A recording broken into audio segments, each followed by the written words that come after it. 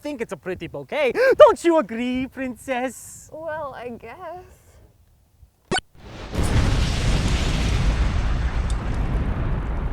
We wanted to find a way to create this marriage between film and video games. It's a chance to break away from real life and go do this for a little bit, and I wouldn't trade it for anything. Just constantly being able to meet people in film. They're saying, oh, what have you done? It's like, oh, I got an awesome comedy series on YouTube. Check it out, Living in 8-Bits. We are definitely all into nostalgia. Like, it'd be like a great escape. These appeal to our generation because our generation was the ones who played these games. We try to bring those classic schoolyard conversations into fruition. It's really weird, you know, what would life be like if it was like a video game? Living in 8-bits, that's what it would be like. And they really apply these situations that really none of us would have thought of, but now that we've seen it, it's really brilliant. People played these things, people saw these weird things, and seeing that extrapolated over a real life situation made it pretty funny. You can't really run out of things to make fun of as far as video games go. Use a key, the key disappears. We accept that in video games. It's the dumbest thing ever. It's not how keys work. We did Mario get a medical degree. I remember having that conversation when I was a kid. I'm frequently nostalgic for the days of old school video games, and here it was in real life. I think it's whimsical, entertaining, it's definitely imaginative. We poke fun at the logic and the characters, but we still pay respects to them and why they're so great and memorable. For us to go back in time and say, no, we don't accept this premise, is funny. It's just something everyone's passionate about and comes together to work on this common project. When you watch them do their show, it's immediately recognizable that these are people that know what they're talking about. And the more ways that you can make fun of the games that you all grew up playing, like the more different interpretations you could have, the better. Living in 8-bits is unique. What other web show out there is like that? There's a million different review shows. There's a million different Let's Play channels and shows out there online. How many Living in 8-bits are there? I thought it was a really creative take on what was going on in the YouTube community at the time. Especially in the gaming and just online video space in general, there's just a lot of... Living in 8-bits is like... That it looks so well done, but at the same time, the people bring it down to the real world level. They come off as like one of us, another nerd like we are, you know, regular people who are just doing the show because they love doing it. We really are best friends, and it's so much more than a web series.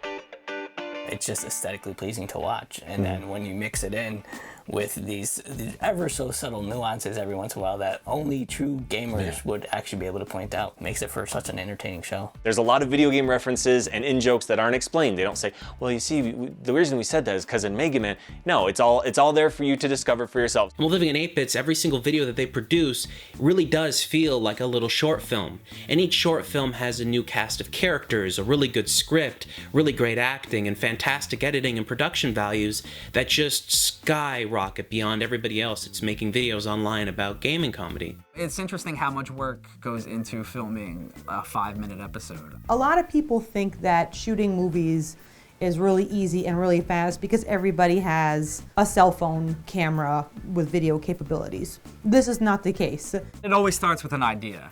Just a simple idea. Mike or somebody else will write a script, or people will collaborate on a script. The Mega Man episodes are the best examples of team writing and sharing ideas with each other, cobbling it together in a script, and then doing like a major polish right before the production. I'll just go through with the track changes on and give him a couple of notes, and he can take them or leave them. So it really hops around from a group of writers, and we sort of add what we can to it. A normal script will have the character names. In our scripts, it actually just says our names. Then we start mapping out the scheduling, which is a bitch.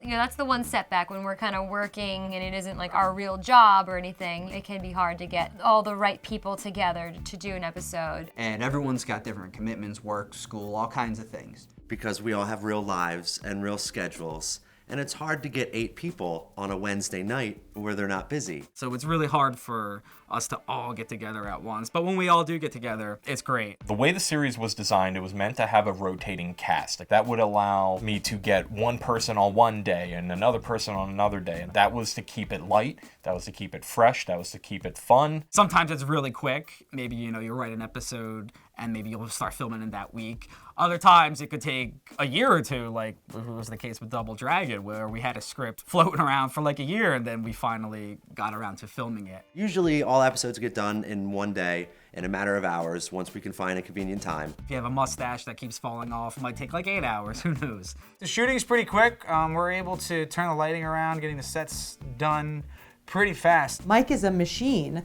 He can really shoot very rapidly. Mike knows what he wants, he knows exactly how to get it, he sets it up and he's done. And he's like a one-man machine and I've never seen anything like it. It's some of the quickest, most efficient film shoots I've ever been on. You know, working with Mike, he's always so fast with setting stuff up, you don't even really notice the same. It's definitely legit, but at the same time, we're just having a blast throughout the whole process. We're also simultaneously doing the behind the scenes. So whoever's not needed on set at that time will have a little flip cam. The shooting wraps is when the magic really happens. The great thing about working with Mike, though, is anything you shot, as soon as you got home from shooting, it was edited together. The next day, we'll have a rough cut, if not a final cut. And he's modest about it, but he'll tell you, oh, I don't think I'll be able to edit this today. And then, if we film on Sunday, Monday morning, he's emailing out the rough cut. I uploaded the footage and I just couldn't wait to edit it together. So I put it together and pieced everything together. It's still not fully assembled, I might move some stuff around, but this is the gist of it. We have it pretty much down to a science now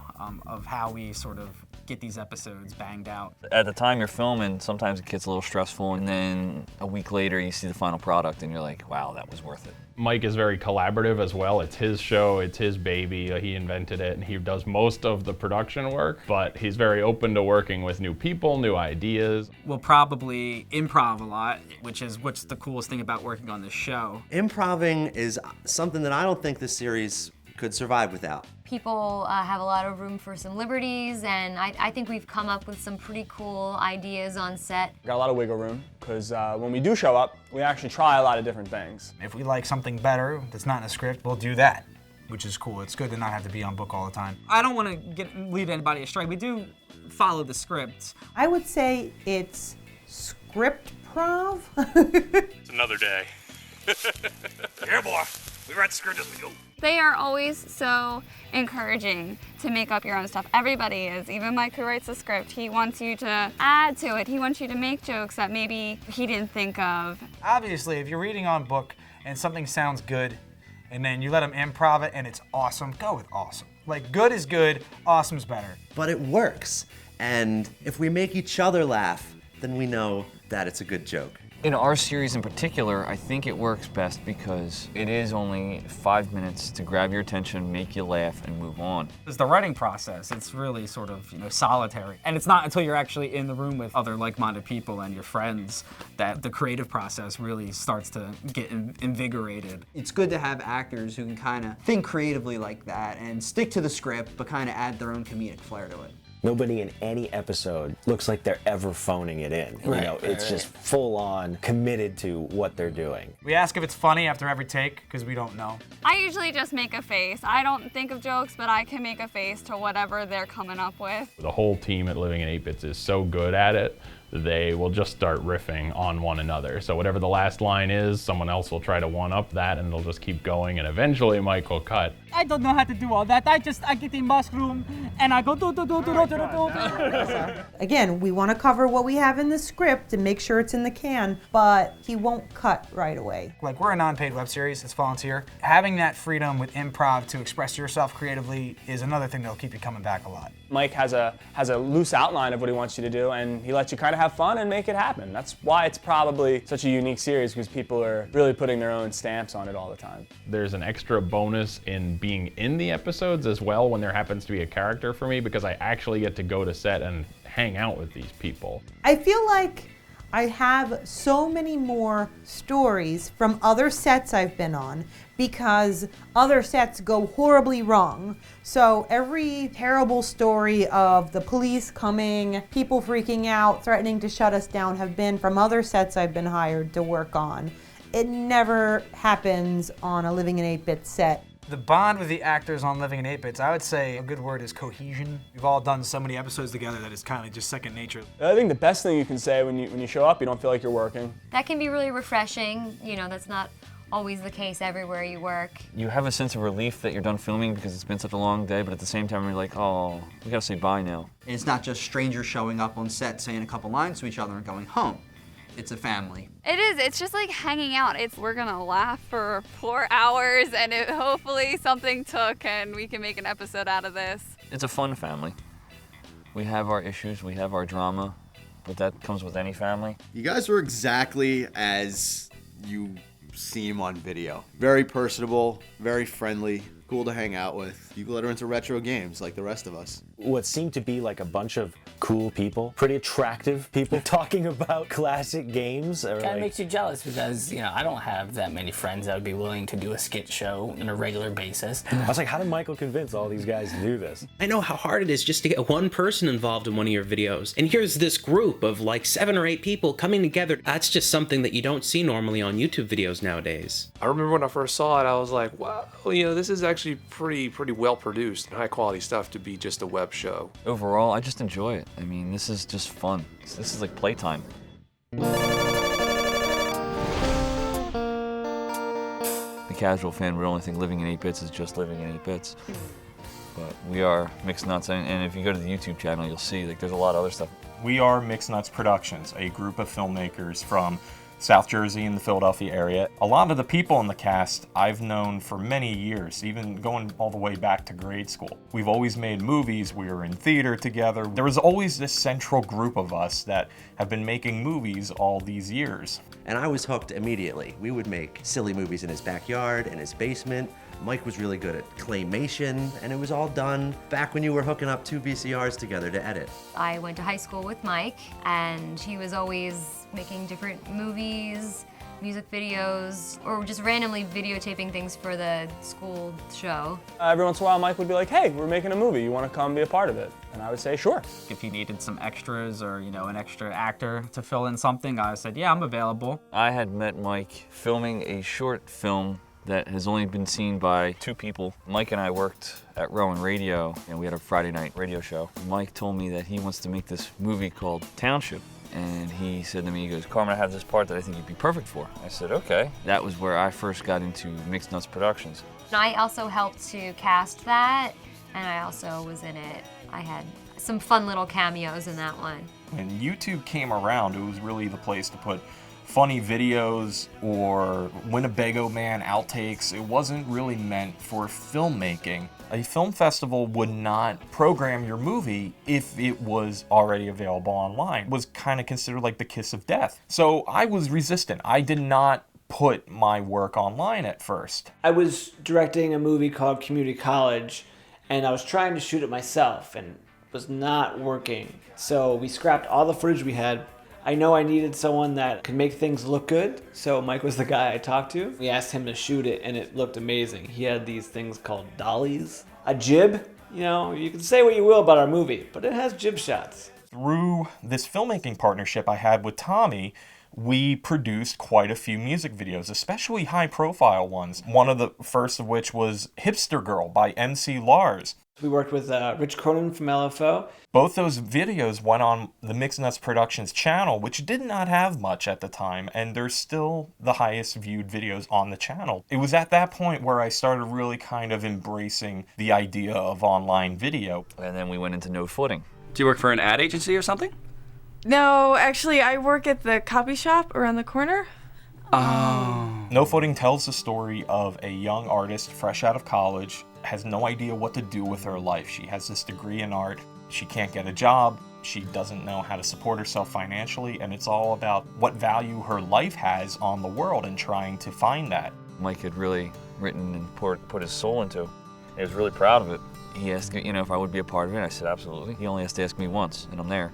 I knew Mike since 2008. He was teaching a film program that I was a student at the time. I was an extra in the graduation scene in the beginning and the movie screening scene. I got my first chance to do voice acting. I played the voicemail voice. You have one new message. I got to have a cameo in a coffee shop, and it was really exciting because it was my first thing I ever did for Mixed Nuts Productions.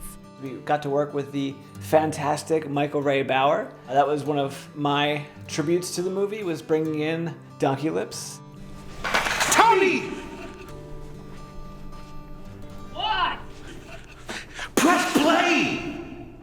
So I was actually in this joke film that the character made. He tried to sort of make these sort of esoteric, really artsy films. And I was also at the premiere of the film in the audience.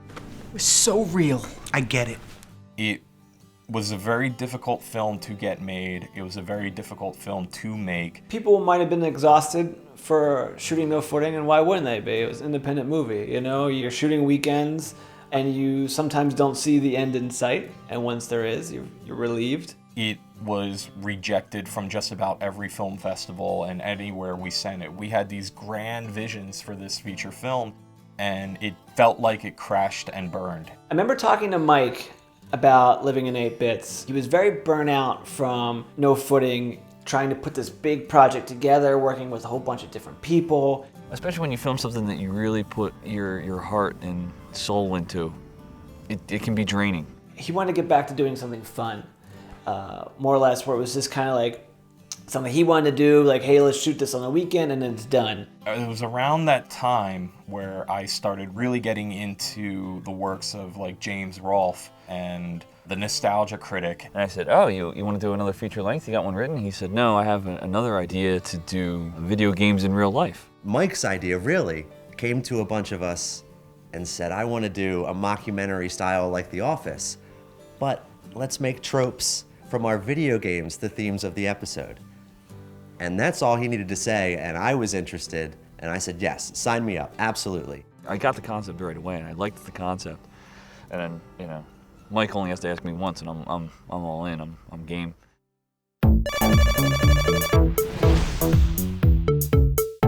Before I had anything, I actually had the title, Living in 8 Bits. I just thought it was a catchy title, and I think it defined what the series would be. The first script that really came to it was Rob the Robot. And I was thinking that I want to make sure that this is like the backyard days of filming. So who better to call up than Ponner, who I've known since 3rd grade. Kind of reminded me of what Wally's illegitimate bastard son would have looked like if he had a kid with Eve. Production time was a lot less then because it was just Mike, one person, the camera. Mike would tell you how he wanted it, you would do it, and then it would be done. Do I look pretty? You look fantastic I once look again. fantastic, awesome. Okay. We initially shot 3 pilot episodes. It was Rob the Robot, The Whistle, and Disappearing Keys, and they were all shot the same day. The pilot episodes flew by, and it's sort of interesting to go back and watch them and see how much we've grown as a group. At the very end of the scene, I have to scream. And I couldn't find how to really scream, so I sort of half-assed the scream. It's funny for comedy reasons that way. It's delightfully horrible. Why? Why? Mike's holding the whistle. The tornado drops him off, and he's like, I have to be home for dinner. And it just makes me laugh anytime, and no one could have delivered that line like Mike. After I'd completed my work on this other indie feature, I started diving headfirst into Living in 8 Bits, and that's when I did the next episode that was shot with Tommy, which was Blowing Equals Working. I got to work with my wife and her dog, our dog. I remember blowing into a lot of things. The day we shot that was the same day we did the pictures for my engagement photos. Mike took some pictures for me, and I was then doing him a favor and being in the video. So it's you know, like this. This is one hand washing the other. When we were filming Laughing Dog, he kept stressing dry, very monotone delivery. Like, that's not me. I'm not very dry. And you could see it in Laughing Dog how I'm trying to be dry. I'm almost gritting my teeth sometimes. And he didn't even want movement here. Like when we're doing the interviews, he wanted it to be straight like this and talking like this. It was still hard to get the idea in my head as to what Mike was getting at. When we would film, he's like, all right, and look at that fence because that's where the dog's gonna appear. And I said, Mike, okay. And he goes, and Nick, like this really confused face. And it wasn't until like I saw the final product where I was like, oh, now I get it. Episodes were a lot shorter back then. I think they more relied on just like one specific idea. My favorite Living in 8 Bits sketch was when with Booch and the question mark thing. Him kept jumping up and trying to punch it, and then he broke his hand. Well, he always had me somehow walking through the woods, And so I ended up just changing the words from walking around to meandering, because you actually just walk through the woods. Anytime, no matter what the character is, I'm meandering. And I always use that word as much as I can. Because it's fun. It's fun to say. Say it. Everybody say it. Meander. The voiceover for the Goomba is Carmen making this really deep, weird voice like, hey, guys, come on. And then I sped it up. I am not a Goomba. I am not a Goomba. I am a Koopa American. Where do you think I came from? I don't even know where I came from. Mike asked me if I could do Samus for Metroid, and it's definitely a cool character, so I was pretty stoked to get to do it. And I think originally we almost had a guy do it, but then we decided it's gotta be a girl. That was back when the episodes were short, so we shot the stiff arm and the shooting doors in the same day. People have written some really nice comments during my stiff arm episode, the one about the soup eating part being hot, and there's like several people that liked that comment. I'm like, that's great, I'm hot eating soup. Like, what more could I ask for? And then we did the Morph Ball episode. That was my third Samus episode. And that was fun, and I think I brought a little bit more of the character out. It was very windy that day, though. I remember being stressed out about that. They needed kids to throw the ball around. Hey guys, look what I found! Yeah! And I was a kid at the time, so when Mike asked me, of course, I'd love to be on the show. One of the key factors in Living in 8-Bits being launched was Screw Attack. Without Screw Attack, I don't think Living in 8-Bits would be what it was. When they first started posting on Screw Attack, I loved it. I thought Living in 8-Bits was different, fun, and everything that I like about online video, which is why we promoted them. Once people start noticing you and you get on websites, it can sort of snowball. The thing I like about all episodes, and this is sound really stupid, but I love how the theme song to it just kind of gets you in a good mood, you know? It gets you happy and you're like, all right, I'm gonna watch something fun. The episodes are great, but the theme song just rises you up. So you're like, man, I'm having a day. And you're like, oh, all right, Living 8-Bits is back. Anytime that Kevin is back in town, I try to get him involved. I guess I came home to visit for a wedding about 4 years ago, and he said he had this idea for Tecmo Bowl, and our thing was making zigzags. In real life, no one runs away from somebody in like diagonal lines, but in Tecmo Bowl you do. That's how you win the game. Originally, we were supposed to have like 10 people at this. Nobody showed up. Nobody, except Jeff. Zigzags, episode 7, my first one. Because so little people showed up, what was written was not actually what was filmed. We took the basic guide of what the script was, and Kevin and Jeff just kind of meshed it into this idea of Kevin as a coach, and he's training Jeff to play Tecmo Bowl. Like kind of a drill sergeant, yell at this dude and make him do zigzags, and this guy played by Jeff is one of the dumber dudes probably in the Living in 8-Bits world. So then we just came up with the idea of me having lines as an idiot. You did not zigzag! I did like Dude, we talked about zigzag! What is this? What is I that? did that thing where you told me. Nothing! Don't hurt the earth. I improvised like about 5 or 6 different ones. I don't think I ever said the same thing twice, and Jeff kept laughing, so we kept having to do it. And I kept having to scream at him, and my vein kept popping out. And eventually, I started running out of things to say. I was like, oh, I can't think of anything new anymore. Kevin and Jeff had met that day, and you would think they had known each other for years. Good dynamic. He was just one of the first actors I ever did a successful comedy sketch with. I was teaching this summer camp for film and video to high school kids, and that's actually where I met Jobo Cop and Diana. And I was noticing being passed around this book, and it was called Twilight, and I had no idea what it was. I had never heard of it. Stupid stories. Stupid stories. Stupid. I had seen the movie, and it was one of the most awful things I had ever seen. Well, why don't we just have a descendant of Simon Belmont fight the vampires of today, which are the emo vampires from Twilight? And I'm really glad I made fun of it, because that was a really stamp on American cinema. You used to be all badass and scary, and now you're just like little whining, brooding, little emo babies that don't even pay attention to actual vampire rules. It's daylight, you're outside, think about it. The first thing that Mike asked me before I even did zigzags was, how are your whip skills? And I thought he was making a Napoleon Dynamite joke, so I said, not as good as my bow hunting skills. I think I was the only teenage girl he knew at the time, so he chose me. It was the best because that's what really got me started. In the script, it had originally just said Belmont. Before the camera rolled, I just said, can I say I'm Greg Belmont? I'm Greg Belmont, and come from a bloodline of legendary vampire hunters. The title of the episode was Emo Vampire Hunter. And then when he sent me the rough cut, it was Greg Belmont, Emo Vampire Hunter. I was like, I see what you did there. I just saw Jeff, and I remember seeing him, and he was so tall, and he was so intimidating, and I thought, this is gonna be terrible. He's gonna be mean to me, because I don't know how to act. I'm tall and I'm loud, and I'm not shy about being either. I'm a lot as a person. I know you can look at a video screen and see me, but you don't get the full 6'4" effect. You don't just stand there when you're around Jeff, because Jeff is pushing you to do so much more than just read your lines. But he has carried me a lot through the episodes. You're like really hot. You have beautiful hair. Lee was in that episode, and he made a great Edward. You said you would turn me into a unicorn.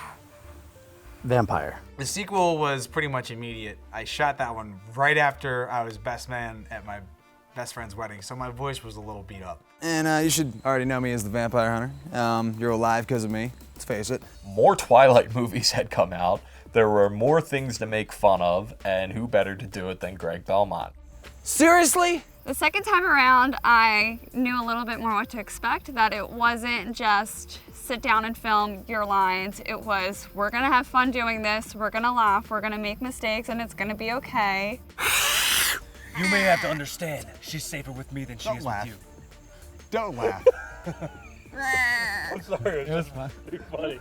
It poured that day before we started shooting, and I was so scared because I was like, what are we gonna do? But it actually did stop raining, and it made it so much better because we had our Jacob character, played by Corey, and he had this long hair, and he took his shirt off, and the rain did him very well as a Jacob character.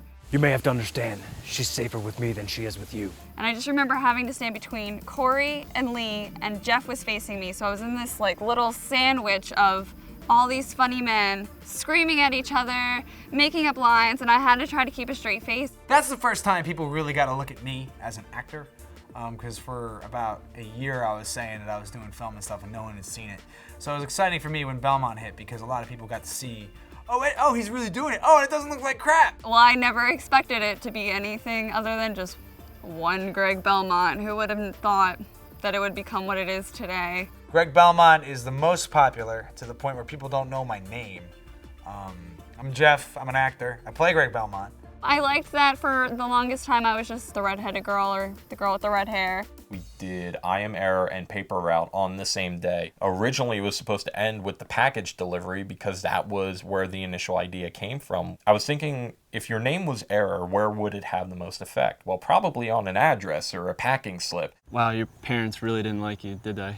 Just give me the ticket package. And the scene with Timmy was going to be the first sequence, but it was very clear that the punchline was stronger. So in editing, we just flipped it around. And then he's supposed to be having sex with my wife, right? Yes, that's fun. That's always good when you can put that on the internet. What did you do in there? Tommy had actually pitched me a few Living in 8-Bits ideas, and one of them was a Paperboy episode, and it was based on one line, and the line was painting your house red to avoid getting the newspaper subscription. Yeah, you know, who doesn't like Paperboy, right? And there's always a bunch of weird characters in Paperboy, and you got to put some of my friends in that. I did try to pitch Mike an idea of the boss at the end of the levels, and they start blinking red, and you know they're about to die. I wanted to do a Living in 8-Bits where that person had a disease and was blinking red. Comedy gold, and you're missing out. Geekadelphia is a hyper-local geek blog based here in Philadelphia, where we talk about everything from video games to comic books to local artists to literature. Oh my god, that Paperboy video, I was just in tears, like at my office laughing. The bizarre, wacky situations that happen, those are the same things that we talk about, like, oh, what if that would happen? You know, like, it's the kind of stuff we talk about during, like, video game dude nights. Not just in my day-to-day life, I like blurring the lines between reality and imagination. That's just how I live.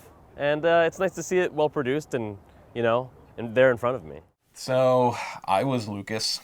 Because it was just me and Mike, and I held the camera a lot, and I hit the red button a lot, and I got the camera for the first time ever. For me, it was just thinking about what is Lucas up to now. I mean, he lost Video Armageddon. He's probably distraught and probably still hung up on it because that was clearly all he had going for his life. I think that was the last one Mike took the lead on.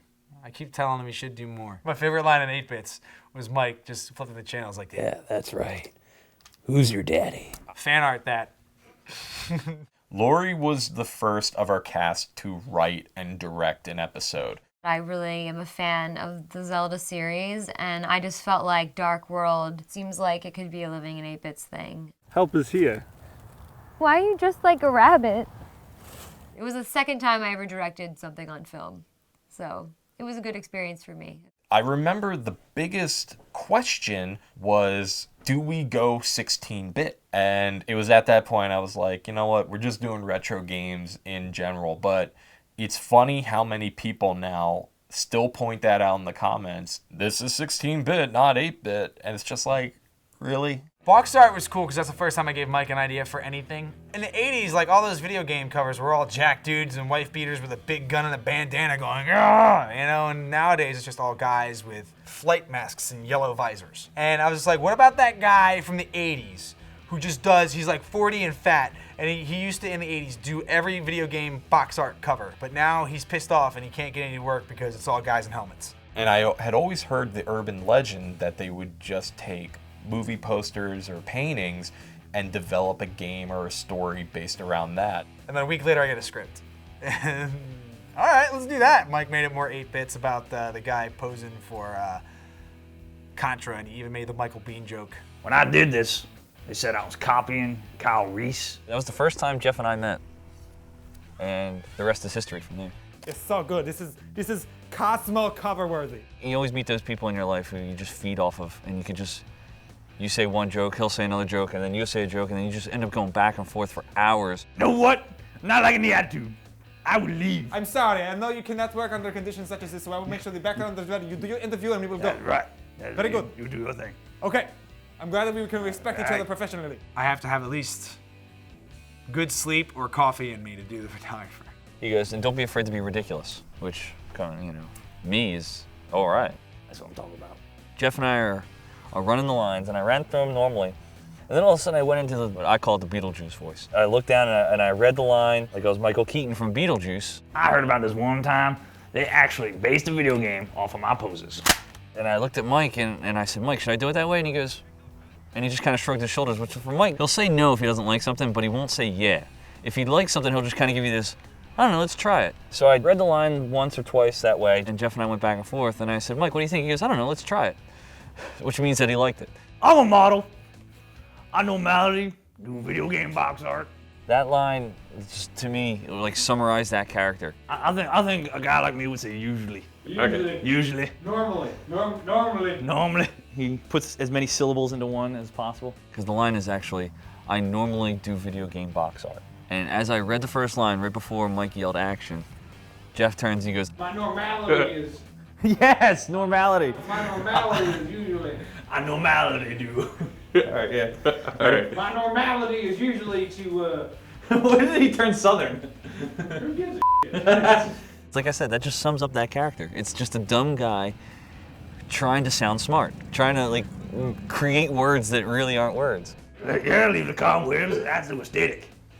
That's that word, right? What did you say? What's that word you used? Apathetic, opposite, aesthetic. That's it, aesthetic. Pretty much the rest of the shoot was just Jeff and I improvising. What the hell are you doing back there? I'm just making sure everything is planned and ready to go. You're lucky I can't see you, boy. Well, don't worry. You shouldn't be sneaking. I'm gonna start shooting over my shoulder. There is a written script for that episode. Did we follow it? A little bit. You know what? I'm gonna pop you one. I am ready to go too. You want to I'm gonna pop you one. You want to draw? You think you're quicker? We just kept one-upping each other, and it was funny. So we just kept going with that throughout the whole series, just trying to get the last line. I still wish I would have gotten that last line in. And in fact, sometimes like he knows it now. But haters are just jealous. Jealous about all this right here. And I turn and I pose, and Jeff turns, he takes a photo. Magic. I say, that's what I'm talking about. And then he snaps another photo, and that was it. And I really wish I would have gotten that last line in. It just shows you, like that defines Jeff and I's relationship, is just always trying to one-up each other and get that last line in there, and he won that round. Christmas morning, was different because we weren't really mocking a video game. We were mocking a viral video. Nintendo! Christmas morning was the only time we went into an episode without a script. Christmas was coming up, we wanted to get something out, and we just rushed it out there. There were no seasons at the time, but now it's called Season 1. As that was winding down, something big really happened. No Footing got accepted into its first film festival. That film festival was Project 21, and that is where I met Matt and Steph. Stephanie Uhas and I run Cinevore Studios together, and we also run a film festival and a filmmaking competition that all fall under the banner of Project 21. So at our Philadelphia Film and Animation Festival in 2010, we got this feature film submitted from Mixed Nuts called No Footing. So we ended up hanging out together at the screening, at the wrap parties, and at the awards show where he was not expecting to win Best Feature. And he was so humble and gracious through the whole project. At the festival was James Rolfe. He was a judge at the festival, and that's where I met him for the first time. I remember him talking to me about Weird Al. I remember that. He was telling me about a Weird Al interview that went kind of awkward. The story of No Footing is about artist struggle, and I really personally related to it, so I pitched it to the Inquirer, and he got this huge article about the film in it. Well, I was astonished by the professional quality of the production, and when I found out how tight the budget was, I was amazed. It is a movie made by people who exemplify the very subject of the movie. After that festival, I took a break from Living in 8 Bits because No Footing really started to pick up steam. It played in a few more festivals, it won even more awards. I started getting invited to colleges and high schools to speak on the film. It was everywhere. It wasn't until I realized that he was into video games that it occurred to me that we should start working together. And I saw that Mike had either a Legend of Zelda t-shirt on or like some Zelda-y thing, and I was like, tell me more about that.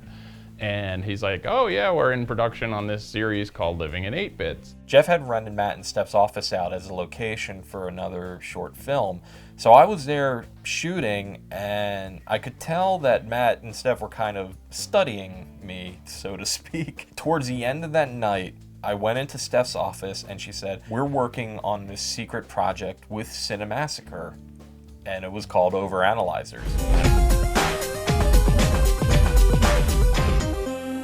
Cinevore was about to go into a co-production with Cinemassacre, and we needed a couple of camera operators for that. So Mike was one of the shooters on that, got to know him even better. Overanalyzers was a chance for me, Matt, Steph, Lee, Mike Matei to just talk about ridiculous stuff. We just recorded a bunch of these episodes and they were mostly improvised. Heating element, very important. Nobody wants to have sex with a cold dick. Dave's dick. Yeah, and then after that he worked on the editing for Angry Video Game Nerd, the movie. And yeah, that's how we started working together. And then one day Mike's like, hey, I get to work with Matt and Steph and James and Mike and Lee from the Overanalyzers. And I'm like, what? He took that opportunity and built amazing relationships with these people. And then we started bringing them into our episodes.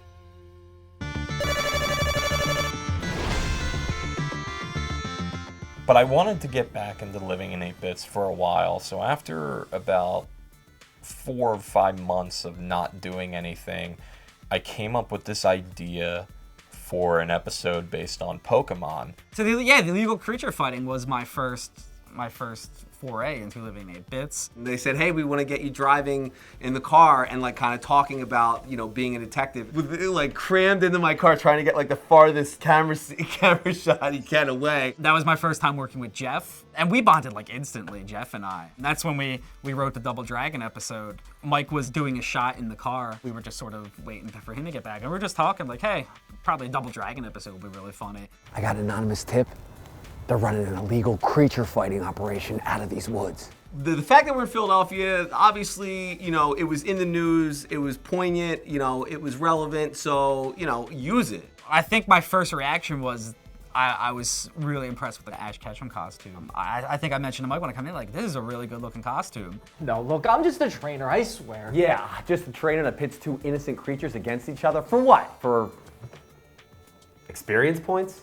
Really? There was another gap before the next episode, but that's when the Game Genie episode came. I think that was the first time I worked at Carmen too. And we, again, sort of like Jeff, we hit it off instantly. God, he is awesome at improv. Sort of the whole dialogue on the court that we had was improvised. Once he gets going into his part, he just, active. He's going. If you watch that episode back, you can see me trying not to smile and laugh because he's looking me dead in the eye and saying these lines. And he is not athletic at all. That's not something he wouldn't tell you. I'm not very good at basketball, as you can see in the behind the scenes. All right, Wally, I'm coming through ya! The shots that you see going into the net for that are me actually shooting them. So I actually had to work at making him look good at being good at basketball. Got fast hands, huh? What was it? He called me Peabody. All right, talk smack on him. I don't even know how. Oh, Peabody, back for a little hurting, huh? You back for a little booze, moves you can't handle, huh? Back for a little skill, you want to see a little finesse, man? A little finesse, is that what we want? I was just trying to throw stuff out there. How can I be the most obnoxious, terrible basketball player? Mike would just yell action and he'd be already ready to go. He'd be like, all right, here we go. Mr. Peabody, ready for some action? Oh, here we go. And trying to dribble the basketball like it was, 5th grade gym class. Oh, did you get that? Nothing but net? Yeah, I did get that. I own Next Level Video Games in Blackwood, New Jersey, and we specialize in classic and retro video games and also Japanese imports. Mike happened to come into the store one day randomly, and we just kind of hit it off from there. Obviously it's nice to get some publicity for the store, but I was really enjoying what you were doing with the show, so I wanted to be a part of it and help any way I could. I remember even making a reference, which nobody ever commented on, is that the dog is there, and I grab all the video games and I look up and there's the dog and I give it a look, and I keep going, and nobody's commented on that. Why not? That's weird. I thought everybody would pick up on that. Playing across Carmen is always fun because it's an exercise of who can crack the other up first. Keys, phone, wallet, now. That one, like, how ridiculous can I possibly look? I just taped my face shut. And then on the gun thing, it's just, can I be stupid? All right, I'm gonna be stupid. The first time there were episodes that weren't shot on one day was the Game Genie and then Justin Bailey following immediately after. And Justin Bailey, that was a fun episode to work on. That was one where we definitely, I think, shifted gears into like a bigger format. I got to work with ladies in bikinis, and I got to be as creepy as possible. Seriously, 100% again? Completed my taxes, sold my stock, 100%. You really don't deserve girls in bikinis. For Justin Bailey, I was just asked if I had any actresses, models that'd be willing to do bikini shoots, and I said, yeah. Excuse me, weird. The not 100% guy. We are here to shoot. On your marks, you are a pufferfish. You are a shoot a mammal. Okay, go. And one thing, a little producer tip, don't be a pervy weird guy and people will work for you. Kevin was back in town and I wanted to get him in something, so I just took the camera over and just said, talk about Justin Bailey. Here are some bullet points, go. Whatever stuck, I edited together and I put in the episode. Justin Bailey, you're my hero. It was fun, and it was cool that I got to be Samus again. And then Lori got to beat me up. I felt actually pretty cool when I watched that. I think it makes it look like I'm a lot tougher than I probably actually was.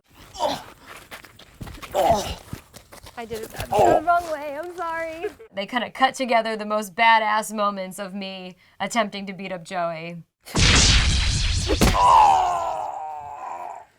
Pervert. So hanging out with Matt and Steph, they would pitch me ideas for Living in 8 Bits. And we were getting artist blue balls. We wanted to make more video game fun stuff. I always said, what's with the turkey legs that are hanging out on the streets in all the video games? Who the heck would eat a random piece of meat from the street? Stephanie and I both helped Mike write that episode, and then they used our office for some of the shoot. Matt and Steph came in at turkey leg. Yeah, that's when everything kind of got a level up. It was one of those emails that I misread. I didn't know I was the lead. And I showed up with cargo pants on, sneakers, and a t-shirt. It was either a Saturday or Sunday morning. I had just woken up. I had no clue what the lines were. None. What kind of... damn it. Yeah. I actually told Mike, I was like, dude, I didn't think I was the lead on this one. I'm sorry, I didn't read the script all that much. I had my hockey stuff in my truck. So Mike says, all right, so the scene starts with you jogging in the park. I said, Mike, I'm in cargo pants. Nobody jogs in this. He goes, all right, so what do you suggest? I said, well, I have my hockey stuff, and I actually do have my outdoor skates. People do that, not necessarily in this, but at least it's a little bit more plausible. So I'm rollerblading, and this just shows you how much we have to change things around. You know, he goes, all right, you pull up to here and you stop, and then that's when Ponner and Jeff come out for the fight scene. I said, oh, well, I can't fight in skates. So I was trying to figure out what we could do, and someone just yelled, why don't you say I have to equip my boots? So I had to switch on my boots. Equip my boots. I have to equip my boots. I have to open my menu and equip my I have to equip my boots. Okay. And I said, yeah, okay, and it could be something like from Zelda or Link or something like that, where I have to equip my boots, and you always like you go to the menu screen and boop. Instead of e-tanks, there were coffee tanks because Mike knows I drink a lot of coffee, as you do in this industry. You drink a lot of coffee. There were 2 Ponners. I hate talking in third person. Ponner had to be filmed twice because he was on one side and the other side. And you hear Mike go, all right, freeze, and everybody stops. And then Ponner gets up, runs around, changes jackets, and runs to the other side of Jeff. Freeze! Go! A lot of work for Ponner, man. Good work. 2 Ponners. So a lot of stuff gets shot in our office because we're the only ones that have a real office. And by real office, I mean this like wood-paneled monstrosity. I figured it was going to be 8 hours, 12 hours, something like that. And Mike's like, oh no, it's going to be like 2-3 hours to shoot all of that stuff. And that was kind of unheard of to me. And I didn't realize how efficient Mike is, and I can't stress that enough. And we decided that working overanalyzers into that would make sense because we'd need doctors in the episode anyway, and the closest thing any of our series had to doctors were these quack scientists from overanalyzers, so that was a way that Mike was able to include Stephanie and James. Of all the things we did at the time, that was the most terrifying for me, just because I was such a big fan. It's always fun to be able to act something that isn't your own script. Steph was saying knee bone's connected to whatever, and then I just said, well, how about just ass bone? I don't even know where that came up, but it was so funny. And once we said ass bone, then it was all over. Like we almost just ruined everything that came after because we couldn't even get through that first line walking in. So the thigh bone is connected to the knee bone? Just write ass. I'll just write ass, that's fine. When I saw the final shot all put together, you already know it's going to be funny, but then when you see it there all put together, then it just confirms that it's like, yep, that's what Probably one of the biggest bumps we ever got was James featuring Street Fights and Turkey Legs on Cinemassacre.com. They really came in and just freaking injected life into Living in 8-Bits, man. It took it from like a regular, normal, small web series that nobody gives a crap about to, oh, these guys are making a lot of noise. Maybe I should check out their video. New items, I thought that was a pretty fun episode. It was just really silly, just a real kind of like happy-go-lucky, silly episode. How do you do that? Do what? This was an episode that had probably the quickest turnaround of any Living in 8-Bits episode. It was written on like a Tuesday, it was filmed on a Wednesday, and it was released on a Thursday. Like, it was that quick. You want us to leave the store and come back in to buy multiple items? Yeah, it's just something we do around here. Awesome!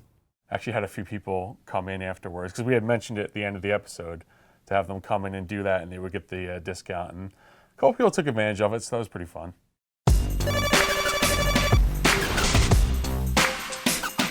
When season 3 came about, it was very important to me to have a more consistent schedule. So season 3 started with Speed Run. We shot that over Christmas and then released it as January as our season opener because, again, Kevin was in town, so we got him in there. The cool thing is it's like old times whenever I see them. I always feel like we're 14 again, which it probably comes across. Little cameo for Greg Belmont in Speed Run. Just a little, oh hey, he's still relevant. We didn't forget about Greg Belmont. I'm good at spying, bro.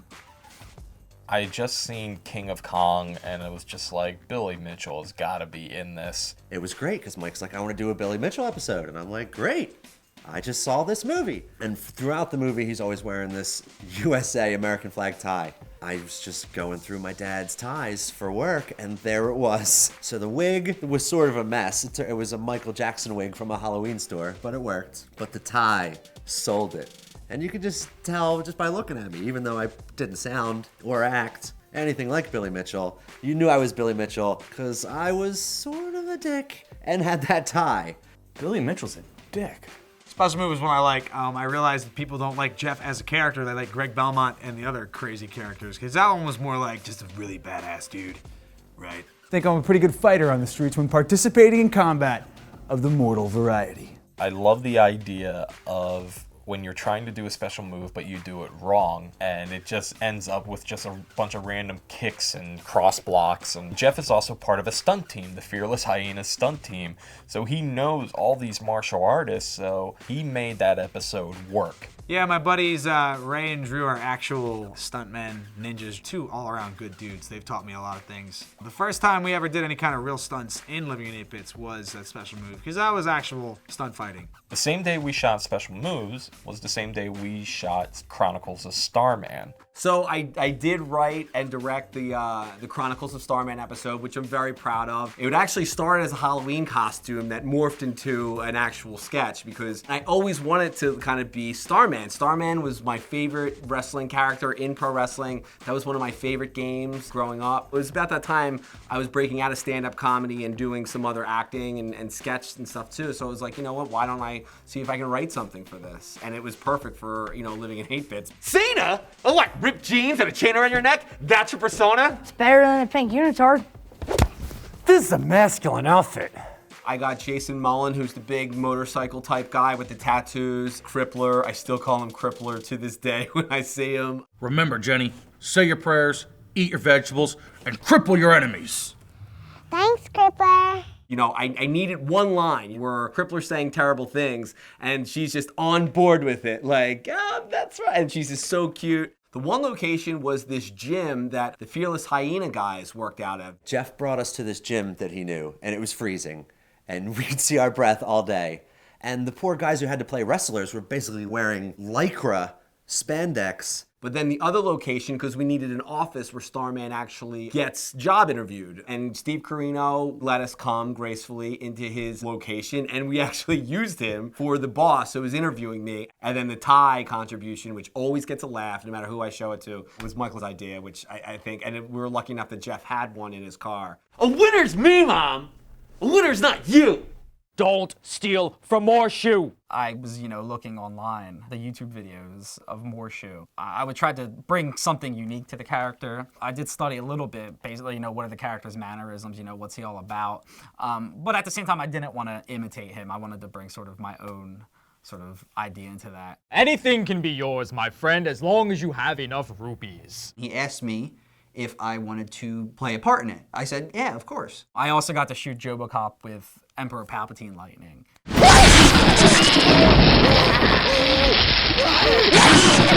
Around this time, we started getting noticed by other fellow YouTubers, and I had just discovered the Game Chasers, and they had just discovered us.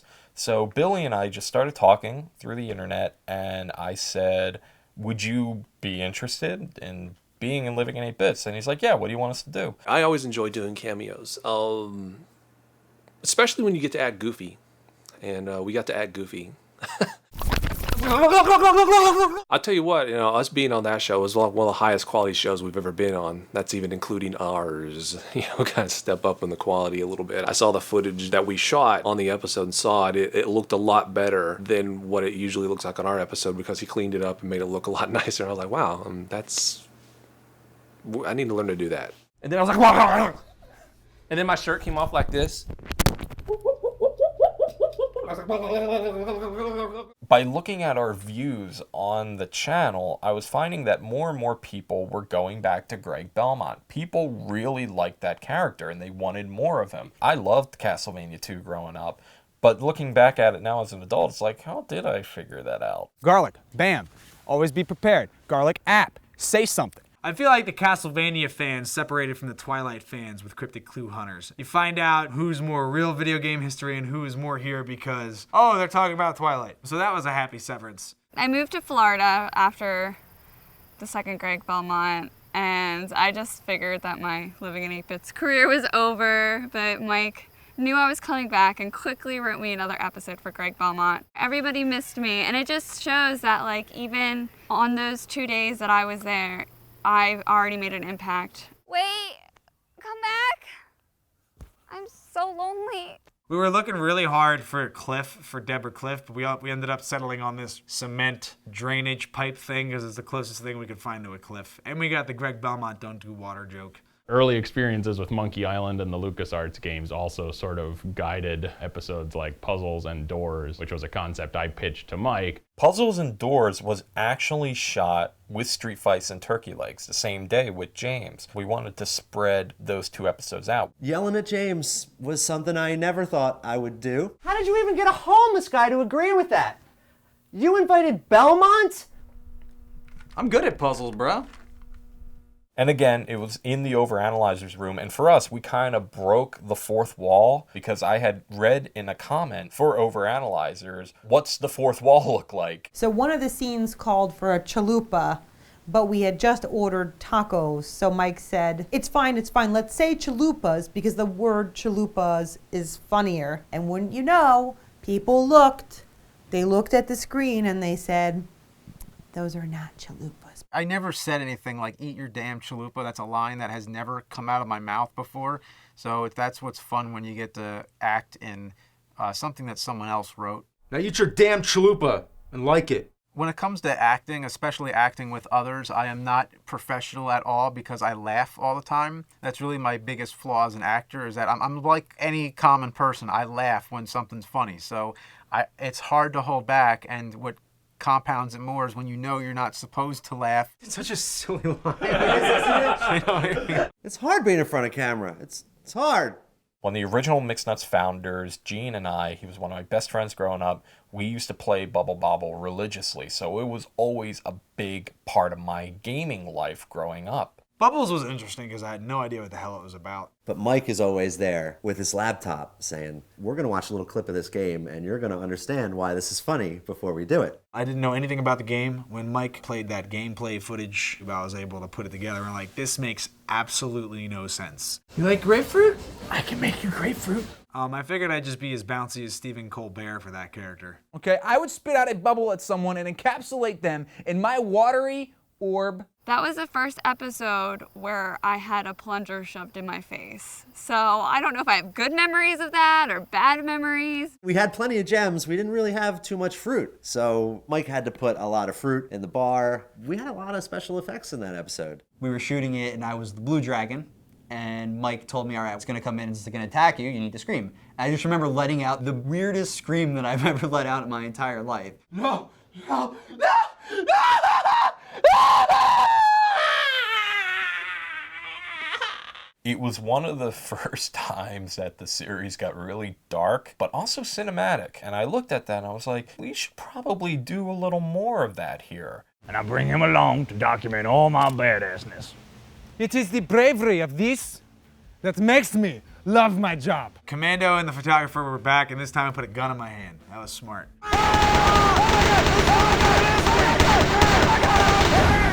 That was the one where I'm wearing my sneakers and it annoys me. So I look at the final product and you can see me run into the scene with the sneakers and it bothers the crap out of me. I am prepared for the warfare. Gotta be prepared. Very prepared.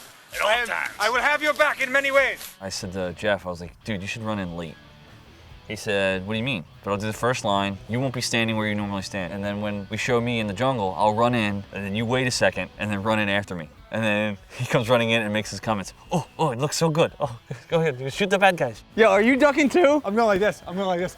I was trying to get JoboCop into more of the episodes, so we just made him the guy that carried the ammunition bag around. Like the whole idea of not pronouncing things correctly started with the first Commando, with the normality and things like that, but it really took its own when the potassium, the compatium line. Looks like I'm not getting my potassium, my potassium.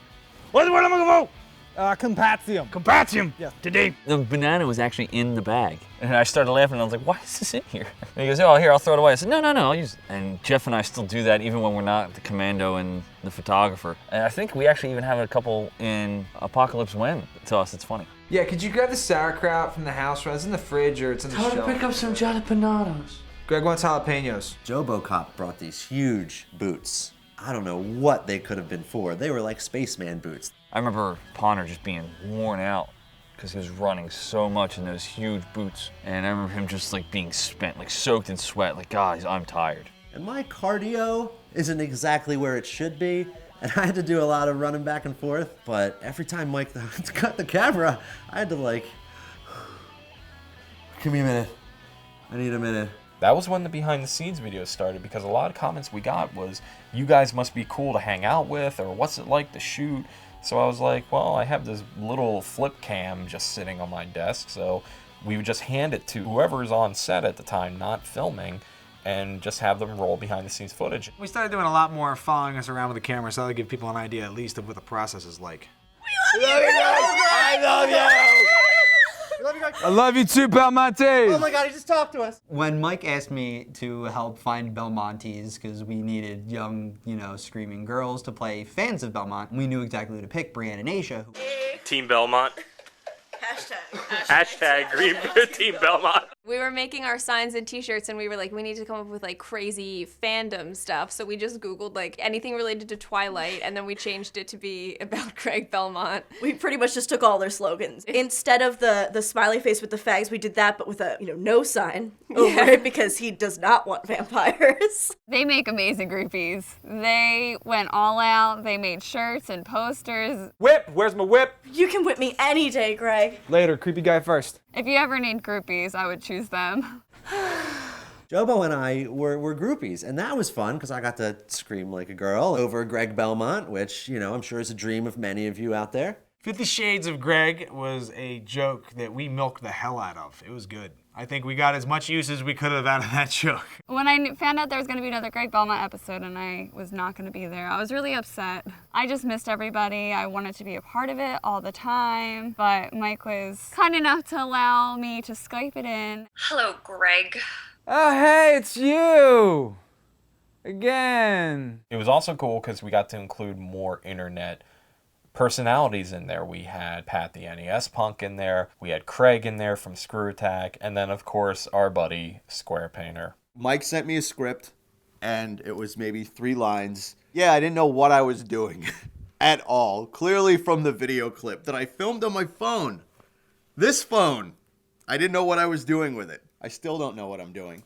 Jeff had just randomly suggested to me one day that Jobo Cop should be Alucard, and I was like, why not? Yeah, it was good to get Jobo Cop that first returning character. Just walking around in this ridiculous costume was so much fun. Everything minus the wig was contributed by me. The costume consisted of a pirate's outfit, black Under Armour pants, and a woman's trench coat. So I just kind of threw this together. I showed it to Mike. I'm like, hey, Mike, is this good? And he's like, oh my God, it's so great. Dracula had a son. Indeed. Draw Day, the hipster vampire. The hardest part was figuring out the teeth. We bought them at a Halloween store, and they were supposed to just stick on your 2 fangs. Yeah, it never stuck. So I just had to have this weird face where it just sort of held them there. So Jeff had this idea of doing a Halloween PSA. I called Mike up on Halloween the year before to say, hey, let's do this. And he's like, well, I wouldn't have time to edit it. And by the time we'd get it up, it'd be like 7:30, and then people would already be done. You're right. Okay. So I hit him up with that 5 days before Halloween the next year. One of the things I love about my role in the show is when I'm not a specific character, I'm just Jobo Cop. The nickname Jobo Cop came, I believe it was Jeff, and if I remember correctly, he wanted to come up with a nickname. And he's like, oh, I'll call you Jobo. I'm like, everyone calls me Jobo. And so he's like, did they ever call you Jobo Cop? And I said, no one's ever called me Jobo Cop. And he was like, all right, you're Jobo Cop. Jobo Cop!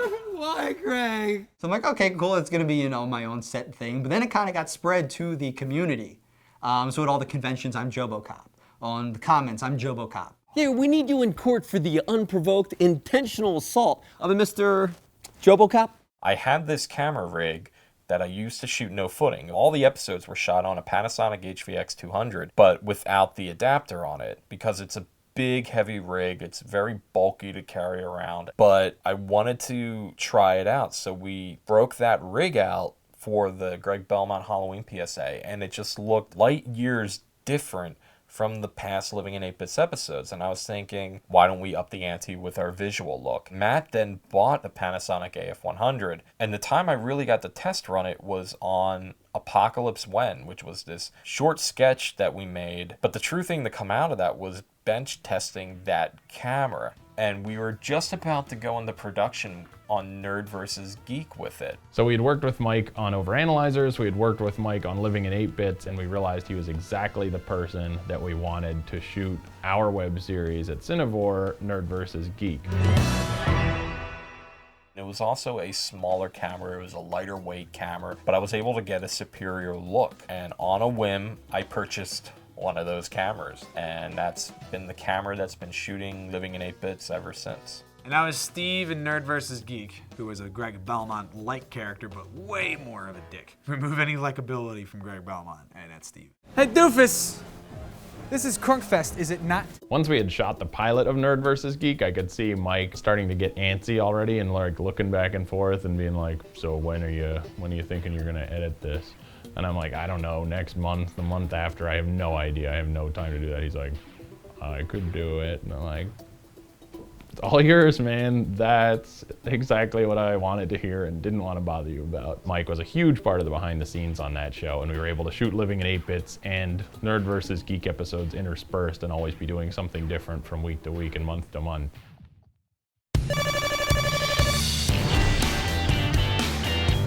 I was resistant at first to do direct characters from these games, but how can you not tackle Mario? And there was only one person that I knew who could pull that off, and that was Joey. My first experience with Joey was, he was in You're a Good Man, Charlie Brown with my brother, and he was Snoopy. And I just thought this guy was the funniest person I've ever seen. I could have never guessed that I'd be playing by his side as he was Mario to my princess. The Super Stalker Plumber was a huge success. Little did I know that he would be a recurring character. My first lead, I just moved back from Florida. I was really nervous because I've only had to remember like one-liners. I never had to sit down and do a monologue or do anything of the sort. Poor Diana didn't know what she was getting into when she signed on. You've never had a plunger on your head? Yeah, the plunger came back. But this time, the plunger came back, it was a lot more gross than when it was just in the Bubble Bobble episode. That's my go-to, like my plunger, like I'm in character once I have that plunger. You need it, it's essential. Because you never see Mario with the plunger really. And I feel like you're a plumber, why not? That plunger, I think we have a love-hate relationship because every time I see it, I know we're gonna film something good, but it's gonna also be shoved in my face. So I got pipes to clean, huh? I bet you could use your pipes cleaned, huh? That was a good day, believe it or not, because I didn't have to do the mustache back then, and the filming went a lot quicker than normal. There was the scene when he calls Diana. Son of a bitch! Oh, what you do? Oh, pipe! Oh, the water, it's everywhere! We've got to evacuate! We were recording that in a car, so you didn't get all the background noise, and he just kept going and going and going. Swim! You've got to try to swim! I can't stop it all! And we're all out there just cracking up and just trying so hard to like keep it in because he just keeps going. Just what he comes up with is great. Oh, Princess, we're gonna have to cancel our date! I'm sorry, Princess, I'm really sorry! Oh, no! He is so funny. I could say this about anyone on the cast. They're the funniest people I know. He was not shy about it. He went full out Mario. I do try to make him less of the Mario we're used to, but at the same time, I like to keep him a little familiar. So that's why I started, throwing his catchphrases that everybody's accustomed to. I thought to myself, here we go! That's also the challenging part. We don't want to pervert Mario too much because we love Mario. We're fans of Mario. But we do want to have fun with the character and see what we could get away with. Like the Belmont episodes, it became so much more than just that one episode. Someone's come out here and played in the Blades of Wheels League. Jeff had written the Blaze of Steel episode long before we had shot it. Jeff and Carmen, huge hockey fans. So if you notice, they're the only two on skates in the episode. Of course, I wanted to shoot by an ice rink by my house, but that would have costed $500 or $600 or something to rent something for an hour. And so we changed 2 letters in the title, and everybody's happy. Both my hockey teams were on point. They're like, yeah, we'll show up. February, it was Super Bowl Sunday is what it was. It snowed. It wasn't like the blizzards that we were getting, but it was like a solid 2 to 3 inches, and it covered the rink. So a lot of my friends who played were like, Carmen, we're not gonna show up. It's snow covered. I showed up about an hour earlier than everybody else did, and I started like just shoveling off the court. And you can see some of the snow piled up in some of the shots. And there was snow on the ground, water on the ground, and I remember we even wrote in a part in the episode where Jeff fell. Writing and directing, I was pretty adamant starting up Blades of Wheels with a script that I want my buddy Scotty to play the goalie. Canadian cross-eyed goalie, just like we used to do for when we had film classes, and Scotty played a ref with a cross-eye, with a lisp. Yeah, hey, no goal. We don't even have a ref anymore. That guy died in '89 and nobody really felt like doing his job. Jeff said, I want him to have a Canadian accent.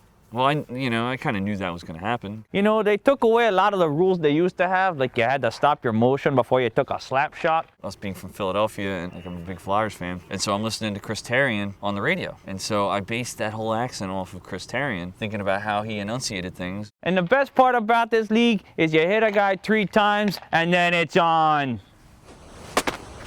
Always the same thing. 1 hit and then 5 hits. First 5 hits wins, and the guy who loses is the one who gets the penalty. The classic scene from that Jeff likes is when I'm in the penalty box.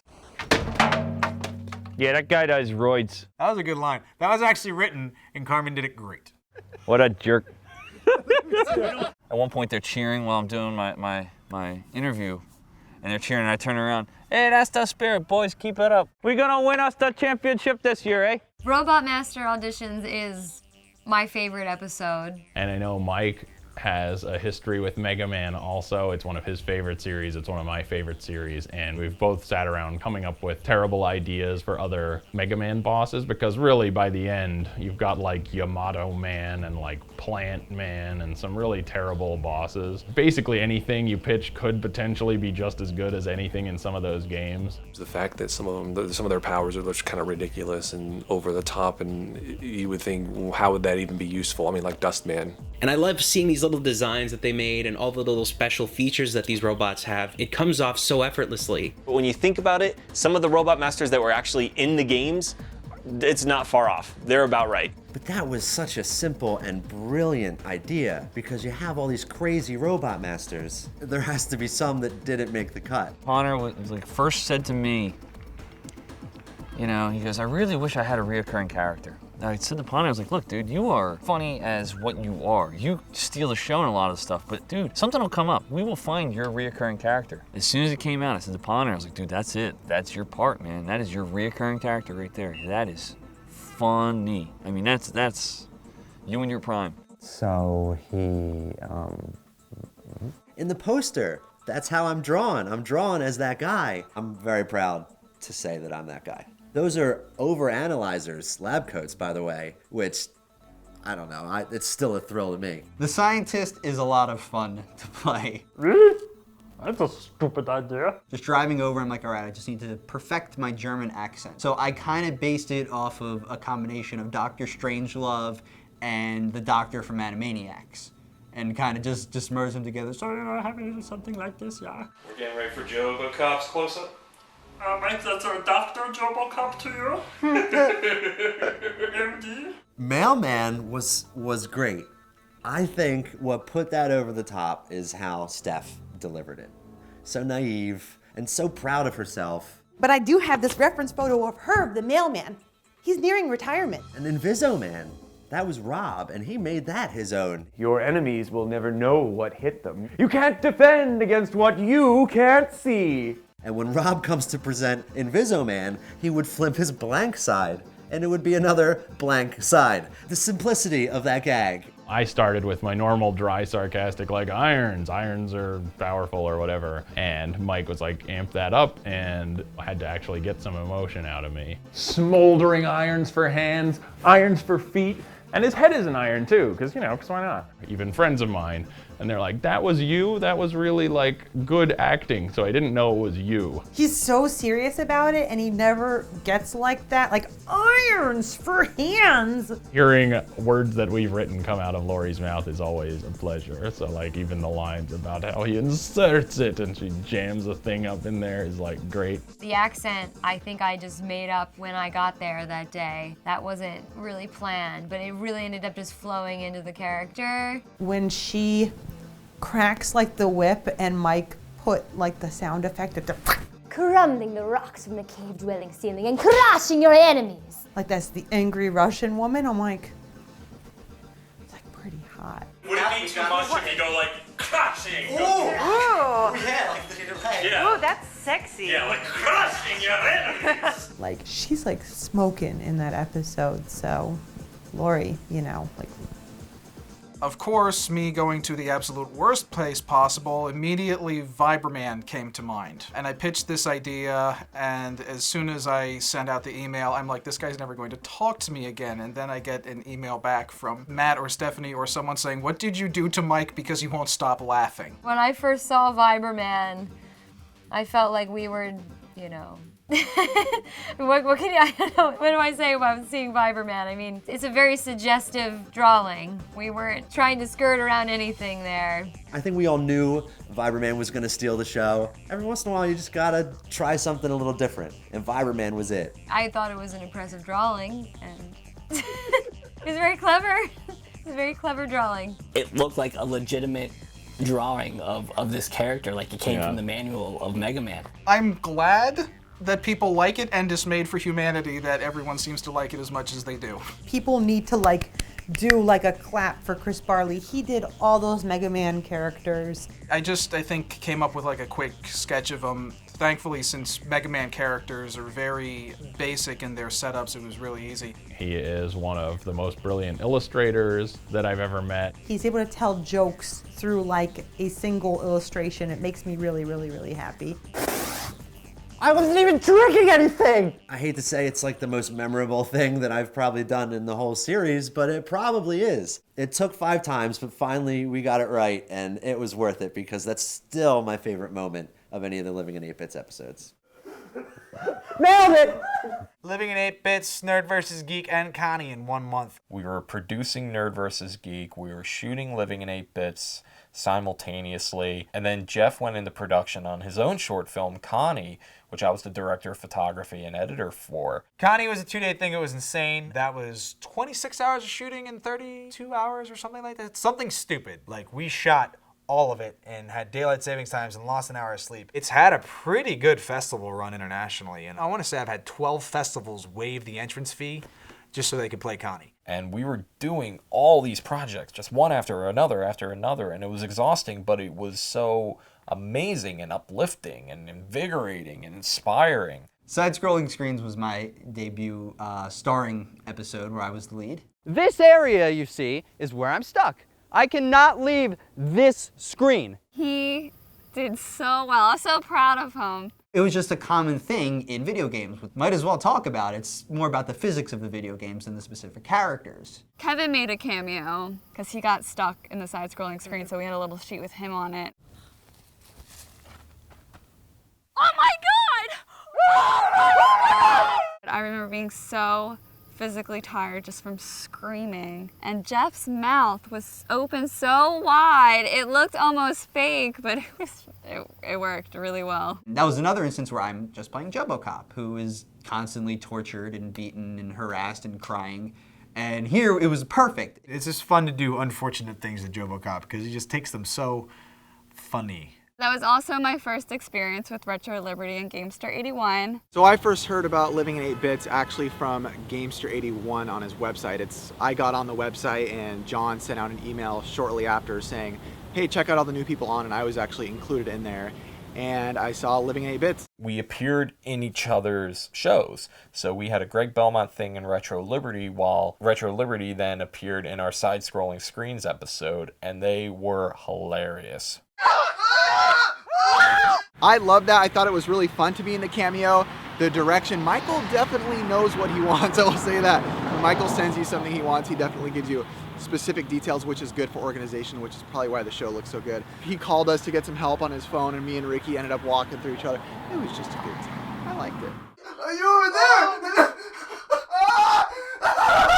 I had also gotten in message from Gamester81. He's like, hey, love your stuff. Would you be interested in being on the All Gen Gamers podcast? I was immediately impressed by not only the production value of the show itself, but I could see the chemistry of the crew, the creativity of the show, and how it was so unique and stood out from any other show I've seen on YouTube or on the net in general. So I just instantly fell in love with it. So because of Nerd vs. Geek and Living in 8 Bits, we were contacted by a studio called Red 5, and they had a YouTube channel with a series of game-related short films called The Continuum. That was one of the first times that we were ever commissioned to do any kind of project for anything with a budget and actual money. When we were looking for a female lead to co-star in a film called Dialogue Tree, Rob recommended Panos because not only is she beautiful and talented, but she has a great personality. She was into fitness, and I was trying to think of another Greg Belmont idea, and I was just like, well, he has to train for his fight, and just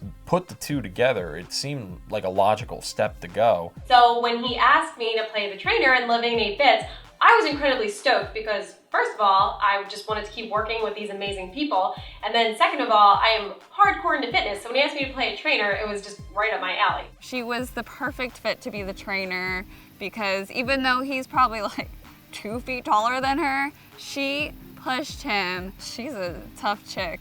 I wouldn't mess with her. Yeah. Yes! My sports bra in the trainer episode said badass across it in cool funky letters. I remember emailing Michael, would it be okay if my sports bra said badass? Is that allowed? And he's like, dude, have you seen our show? Of course, that would be awesome. Oh yeah. Jeff and Elizabeth worked their butts off that episode. It was exhausting to watch.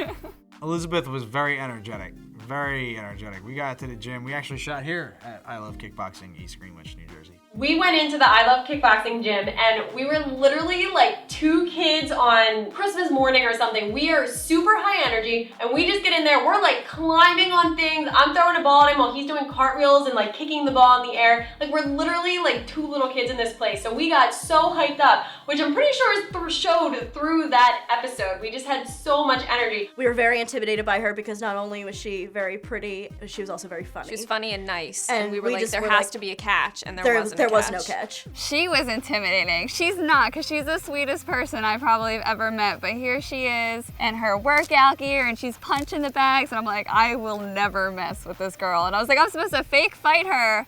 I was really scared. I didn't like yelling at Diana to her face. When we shot the voiceover part of that for the part when we're fighting on the ground but you guys can't see it, we were actually hitting heavy bags, screaming. She's very athletic. I am very not athletic.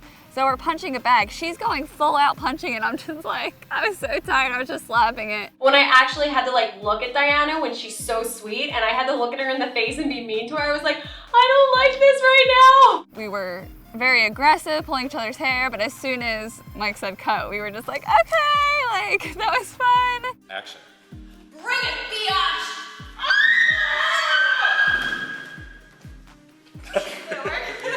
A lot of things going on. Alucard and Diana, a little side romance story. And I can shapeshift too. You like bats? This conversation's boring.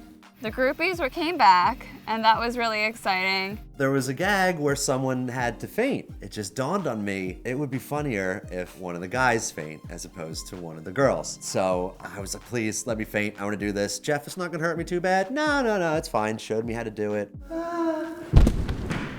Possibly my favorite part of the day, just watching Connor fall repeatedly onto an air mattress. I suggested we do it again later in the episode. The bumper at the end where we say goodbye, I was like, you know what, comedy in threes.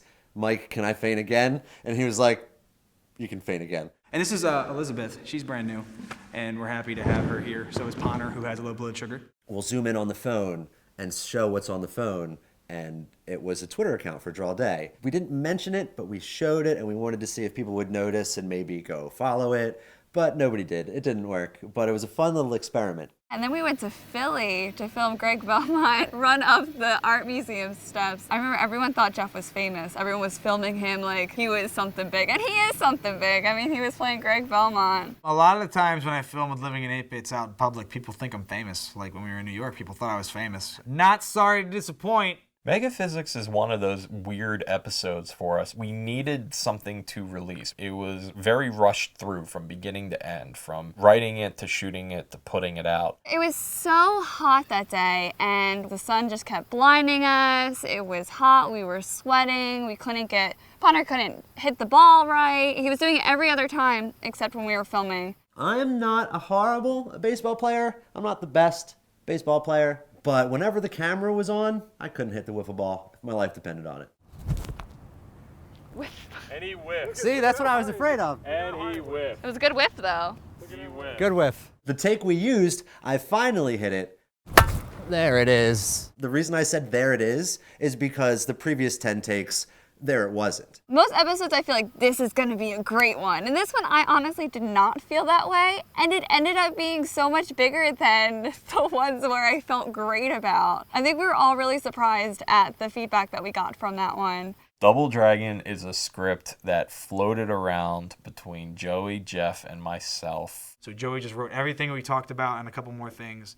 I sent him a script, and then it kind of stayed in limbo. So it was a good 2 years for Double Dragon to see the light of day. And then Mike picked it up and said, I'm just gonna do a draft where we can just easily just shoot it. I had no idea how awesome it would be to film Double Dragon once we actually got on set, but it actually came together.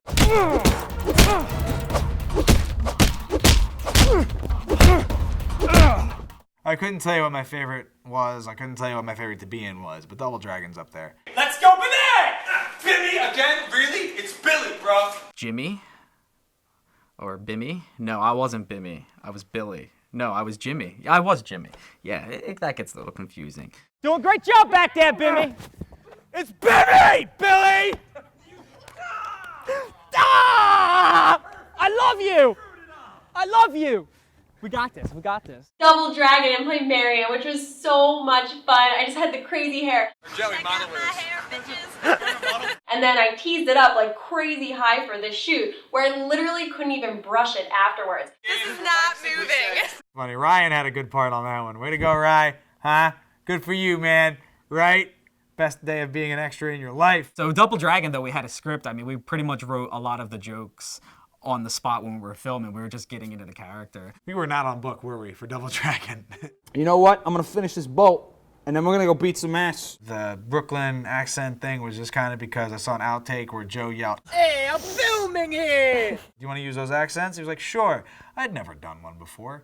Didn't care either, just did it, have fun. It was awesome. They show up and they snatch her. Hey, watch your mouth, and not in front of the car. Savvy.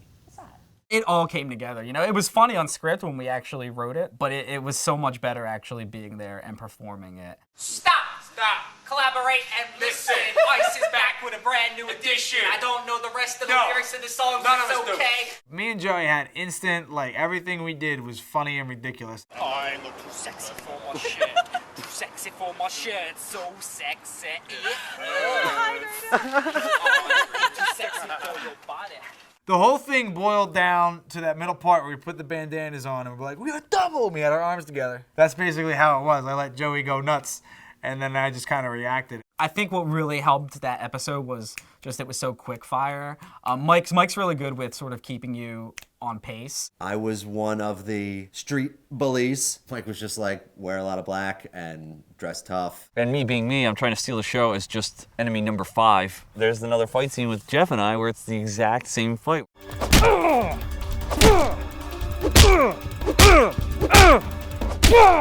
The show was getting around more and more. There was more visibility. Even that guy with the glasses started featuring us for a couple episodes, which got us a lot of views. I came up with the idea for inventory screen. I thought inventory blocking your vision was funny. You know, like say your friends are in the car and you're driving and all of a sudden you need your sunglasses or you need to get a CD or something and the inventory screen pops up. One of the common questions we get asked at our panels is how do you guys come up with ideas? Well, there you go. You think of a single idea. Like you think of a single sentence or a single line or even just a single scene. I think I was holding the camera as steady as I possibly could, and Mike was driving. We're veering in the left lane. It was scary, but we found an empty road, and we got the shot. We wanted to give the idea that 2 cars were going to crash into each other. Done this a lot. Watch out! I don't want to die! We found an empty street, and we started really close to each other, Mike and I, in our respective cars, and we just floored it in reverse. So then when we reversed it, it looked like we were speeding towards each other. People overlooked the cutting down of the tree into the logs, into the chair, into the toothpicks. And that was actually the joke because I'm so busy that I turned this tree into these toothpicks. Like, that's how busy I am. When it was time to film the post, we were like, what do we do this time? And I was like, I have an idea. I was supposed to say subscribe at the end. And for some reason, I just said it like in a weird way, like, subscribe. It's now something that I feel like I need to say every episode, and I love it. It was the birth of sort of a catchphrase, for lack of a better term. I had been wanting to do an episode with the Living in 8 Bits ladies for a while. It was fun to get to act with the other girls because we rarely were in any episodes together. It was really nice just to be able to sit on the couch with other girls and just vent. I think there was a chemistry there that went beyond the episode. It was a long day, but it was a fun day because we were all there. In that episode, I was Link. No! Really? There was a part where it's sort of the end, and I run into the background, chased by chickens. And, you know, the chickens are all added in post, but I have to flop around like a fish on the couch pretending that chickens are torturing me. For quite some time, I was told that I bear a striking resemblance to Zelda. I don't see it, but apparently other people do. I don't know. This is my first part outside of being a Belmonte. It was really cool to have more of a part in the episode. I got to bring Justin Bailey back. I got to bring the plumber back. We see the plumber blowing up the poor Diana's car. Mike saw what Chris Pateco is capable of. He started adding, like, can we do a car explosion? Can we do like some of this more crazy stuff that I've been avoiding writing into scripts? Chris is like, sure, why not? We can do that. I think it was after he saw the video of me blow up my '89 Ford Taurus that probably gave him the idea that I could blow up a car on screen. Chris Pateco is like the master of that. Wow, I could never have expected that that car would blow up as realistically as it did. I kind of believe that it did blow up. That's how good it is, and I was there. I know that nothing was destroyed. I had high expectations, and my expectations were blown away, for lack of a better term. I had no idea how awesome it was going to look. You're literally standing in front of a green screen. You have no idea what's going on in the background, so you have to use your imagination. So I sort of gave him some rough instructions about how to do it, how to keep it in multiple sections, in multiple plates, so that I could composite it all together in After Effects. And then it was down to getting the fireball to come out, tracing it on the ground a little bit just to give it a little bit of light. And then once it hit the car, it's just using a bunch of stock explosions, stock smoke effects. You can see that on the ground in front of the car, I make sure to light it. The next key piece here in between them is I put in a very simple lens flare, but it's the first piece of light that goes on top of the foreground characters. The final thing that really makes this whole thing work is a really dramatic glow, and that's what makes the fire and everything glow and leak over the edges of the actors in the foreground, and that's really what ends up selling the shot. It was New Year's Eve, and it was freezing. And it was just something we had to get done. It had to be done now. We were all available. It was a good New Year's Eve. It was probably our most ambitious episode, I would say. But it paid off because everybody loved it. Do you think they're talking about us? Double Dribble was actually shot the previous fall. And again, Kevin was home, and we thought that it would be fun to bring the character back that him and Jeff played from Zigzags, because it was always a favorite amongst us in the crew. That was fun. That was on a hot October day. And none of us were prepared for it. We all had sunburn badly. But we pushed through it, even though you can see us all profusely sweating. It was my first time meeting Kevin. And I've always heard such good things about him. You know, he grew up with Mike. I knew he was funny, but oh my gosh, is he even funnier in person? Kev had to do a long take, and I had to take 3 or 4 shots. And number one, they had to be really bad, they had to not make it, and they had to come back to me. Because it's all the showmanship. I ruined like 7 or 8 takes just because I kept putting them off the rim, or I bounced them way the hell back down the court, or I made it. You know what I mean? He started making me laugh, which was ridiculous. That was annoying, I imagine. Sporadically change colors over the course of the game. The only thing that kept sticking out to me was the still photographs of when you would go in to make a dunk. And I was just like, well, that's got to be a photographer. At the time, Diana had dyed her hair purple, so I thought that she would make a great hipster, foreign photographer character. Hello, I'm Heidi. I take photo. I've never done an accent before in my entire life, and I was super insecure, but they loved it. And their motivation and their encouragement and their compliments just made me want to, keep doing it. If you don't pay attention to me, you'll have to listen to Heidi. I strong like a bull. And then, of course, why not bring in our other photographer character played by Jeff, which is the first time we gave him a name. Allow me to impose. My name is Hans Gutenbergson. Kev said something about we're going to dunk like it's 1987. I was like, oh, that was the year of Gutenberg. He had like 4 films come out that year. So I was like, 1987, huh? Year of Gutenberg. Hey, can we name my guy Hans Gutenbergson?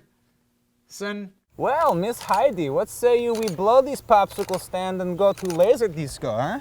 Wile E. Corp was probably the episode that had the longest production time. I got to be the nephew of Dr. Wily again, and I couldn't wait to reprise that role. He wanted me to do a training video where pretty much everything goes wrong. Wile E. Corp, where we've had less than a dozen incidents in which our products have turned on mankind. This involved people at different depths, explosions, fire, smoke, all kinds of stuff. And on top of that, he wanted it to look like it was inside of like an 8-bit Mega Man room. Mike was in that episode. He's never in any episodes. He should be in more episodes. I was just in the green screen with the fire extinguisher, and my voice kind of morphed into Arnold. Get to the chopper! I don't know why I turned into Arnold. I blurred out the background, making sure all the stuff out the window was considerably more blurred out than the stuff that was inside the room. Added a nice reflection on the floor. Made the fire extinguisher blow off. Then there was a bit of smoke coming out of the top of the screen. Just adding those last couple of touches. That's my favorite part of that episode.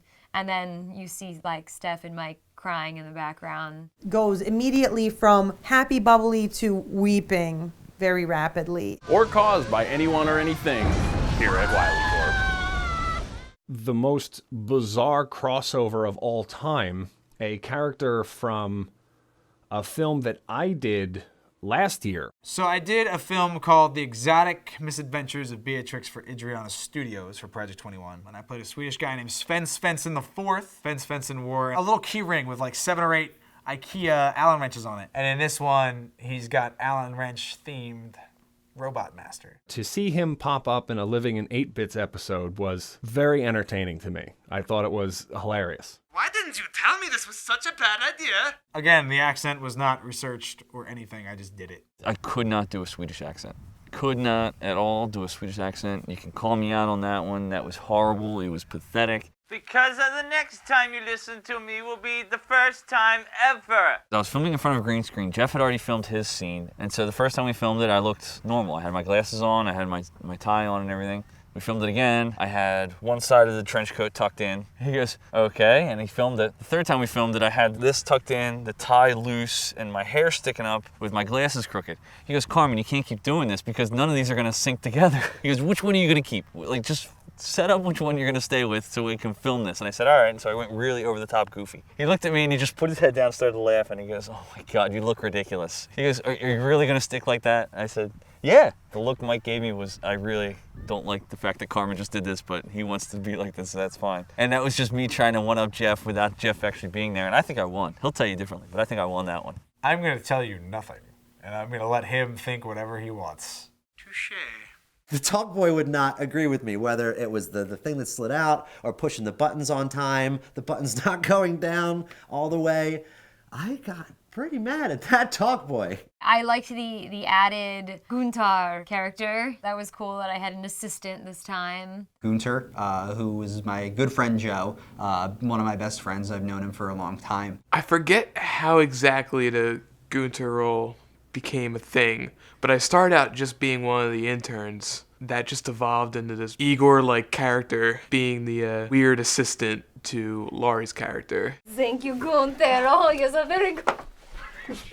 We had like pretzels on set. Then Laurie started getting the pretzels and started giving them to me as like treats. I went from like Igor down to like a golden retriever, like a dog. Like, I was like, Why do you make Gunther do all the work? Get some with that mouth! No, but I kiss you! That was probably the scariest living in 8-Bits moment for me. They were carrying me by my arms, dragging me across the floor, and then they had to drop me and start fighting. I was actually hitting them. I kind of like threw him out of the room. Poor Diana, who was sitting there lying. I thought I kicked her during one take. I'm on the ground looking up, and all I see is their hands slapping each other. There's like spit flying out of their mouth everywhere. And I just had to lay there, and I was like, one of these guys are gonna fall on me or kick me by accident. I just got so much spit on me. And of course, we had to throw in some of the more suggestive bosses for Laurie to do at the end of each episode. Bead Mistress, I was like, okay, we're at it again. Bead Mistress, I didn't get it at first, so I used the lovely internet and Google to understand more. It's very inappropriate. If I remember right, was supposed to be kind of like a GIMP sort of character, but the fact that they had the beads involved just kind of screamed to me like, no, you got to do like this dominatrix sort of thing with it. This has to be like a female robot, like it'll add that extra bit of naughtiness to the whole thing. Bead Mistress is pretty intense and also very, very suggestive. I think almost leaves less to the imagination. It was pretty clear what Bead Mistress was. I'm okay without that ever being a thing. Hello, princess. The coolest thing about that episode was that we were directly sort of parodying Super Mario Bros. 2 or Doki Doki Panic, where we based the first one on just the character. We decided to start actually poking fun at the games themselves. We knew what we wanted to hit on. We wanted to get on the whole concept of him picking up the vegetables and throwing them. We wanted to, and Mike picked the perfect vegetable. It was the ugliest looking vegetable I've ever seen. It was the first time we really had to deal with that mustache. My mustache just won't stay on. Yeah, it's a nightmare. It's a cheap $5 mustache. You get it, a little Halloween store. The adhesive that comes with the mustache, it doesn't work at all. So we used everything from gaff tape, caution tape. We tried everything to keep that on. I swear going to be the downfall of Joey is the fact that mustache would not stay on. He was doing the perfect take, and it was like, oh wait, my mustache fell off. We have to redo it. We would get like one take where it would be really working on, and then the next take would fall off. So it took so many takes just to get a shot with this mustache actually working. And it's exhausting when you're going so many takes over a prosthetic costume issue. You don't want to let that sort of hinder what you got to do. After every take, I'm readjusting, I'm retaping the mustache to ensure that, the next take, it doesn't fall off. All sorts of things went perfect in that. We'll do coverage. Brick by Brick by Bob Chipman. We had his book in the episode, and I was reading through it while we were, relaxing. It was actually really interesting. His towel that he was shoving in my face, I had a gag over this towel, and I really was gagging. I think Jeff Orens was the one that was heavily lobbying for me to be Luigi. I'm tall and lanky and awkward and all. So maybe I am Luigi. I guess I'm Luigi in real life. I fell in love. That was the perfect Luigi. They make the perfect team. I wish he looked like that all the time. It's really amazing. Oh, Nat's reveal was so great because he didn't really have lines written down. He just sort of rolled with it. And he created his character like right there on the spot. Then we went back and we did film the green screen stuff for the alternate world. And I couldn't see what it was going to be like in my head at all. I had no idea. I just know I had to enter through this door and pick something up and get angry and make a face. I'm not gonna lie, I went into shooting it not quite knowing how the effect would turn out. I didn't really know how to do it. Thankfully, it turned out the way it should have. Oh gosh, Diana's epic frowns. Diana, she's like girl James Rolfe with the frowns. Because you have this like beautiful, perfectly smooth skin and just beautiful smile, and then frown! It just all goes down. I don't know how she does it. I think that my face that I make when I throw that coin up and I see Joey is my second favorite face. My first favorite face was in Wile E. Corp Interns when I had my nerd-approved frown. Yeah, I think we were wrapped for the day, but we were still in our costumes, and the little kids came over to us. They must have been like 3 or 4, and they were like, Mario and Luigi, and they were like, they thought we were really Mario and Luigi. They were like so excited. They wanted their picture with us, autographs. So we stayed in character, so we didn't break that sort of spell for them. And that's really made it pay off if the children recognize you. It was like, this is why we do this. This is cool. Like, we're celebrities. It was a really sweet moment. We do a lot with working titles. The working title for Contra Code was Alien Base. The Commando returned to what I think is probably my favorite of the Commandos. We had established really what living in 8-bits was. We knew where we were. We knew what the characters were. We had everything mapped out that we needed to have mapped out. Aliens wouldn't be so stupid as to put something so obligatory to continue. Obviously. We had all these ideas that weren't working for the second one, but we made them work for the third one. And I think that's what made the third one funny. Not grabbing weapon, enemies coming from everywhere, the jumping and shooting, getting electrocuted. We referenced the Konami code in all 3 episodes, but we really made it work in the 3rd episode. Like the 3rd episode really tied everything together with the Commando.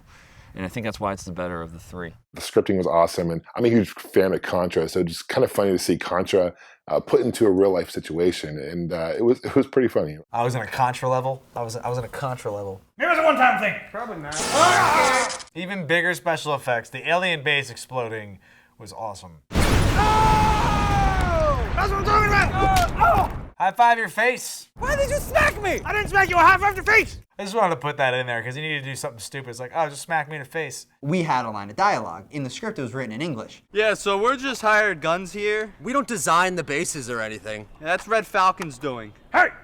Damn aliens!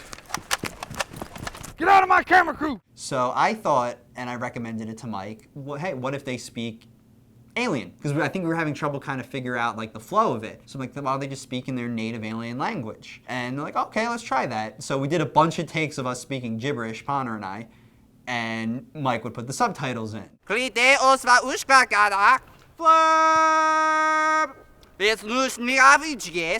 aliens! Get out of my interview! We had to jump out. I made this ridiculous face, and then that was take 1. Joe, you make a ridiculous face too, and we'll have 2 ridiculous faces. JoboCop, you have to make a face that tries to beat Ponnor.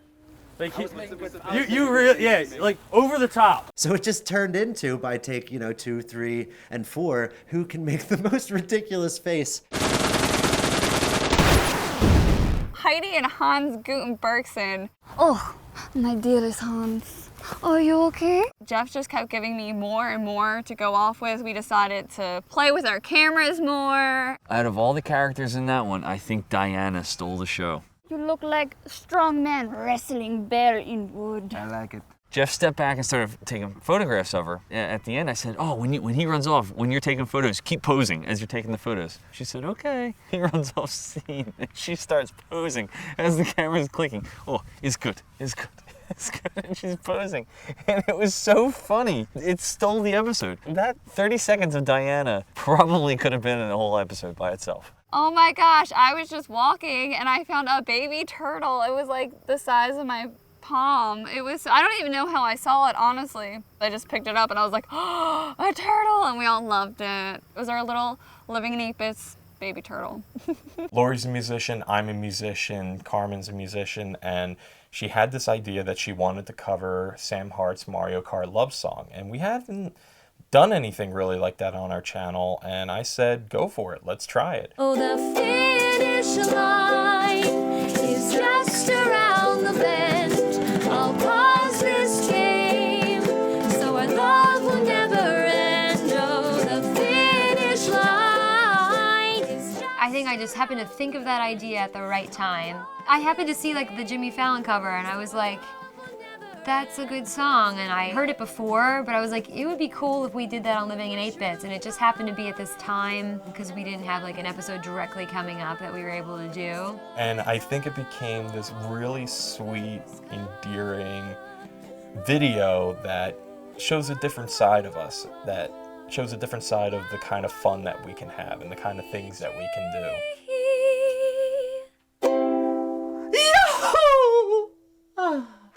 The Philadelphia Geek Awards.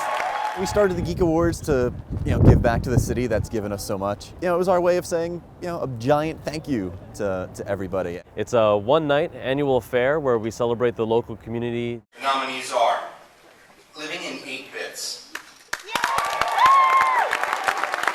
One of the things that's really important to me when it comes to the Geek Awards is that these projects, that they do something and they give back in some way. And you guys bring lots of laughter and lots of joy. It's something that I'm thrilled comes from the area. Yeah, we're also all about, things done in and around Philly, and though not distinctly tied to Philadelphia, like it has a message that could be pretty broad, but it just has this, local feel and energy to it that we definitely recognize. Nick and Ponner had talked to me about doing a Dr. Mario episode. When we did the Pills episode, I said to Mike, I really want to do this with a German accent. And he goes, no German accent. And I said, come on. And I read him a couple lines, and he didn't like it. I even told Ponner and Diana and Joey was there, and I said, I really think you should have a German accent. And they said, all right, let's hear a few lines. And I did a few lines, and they're like, no.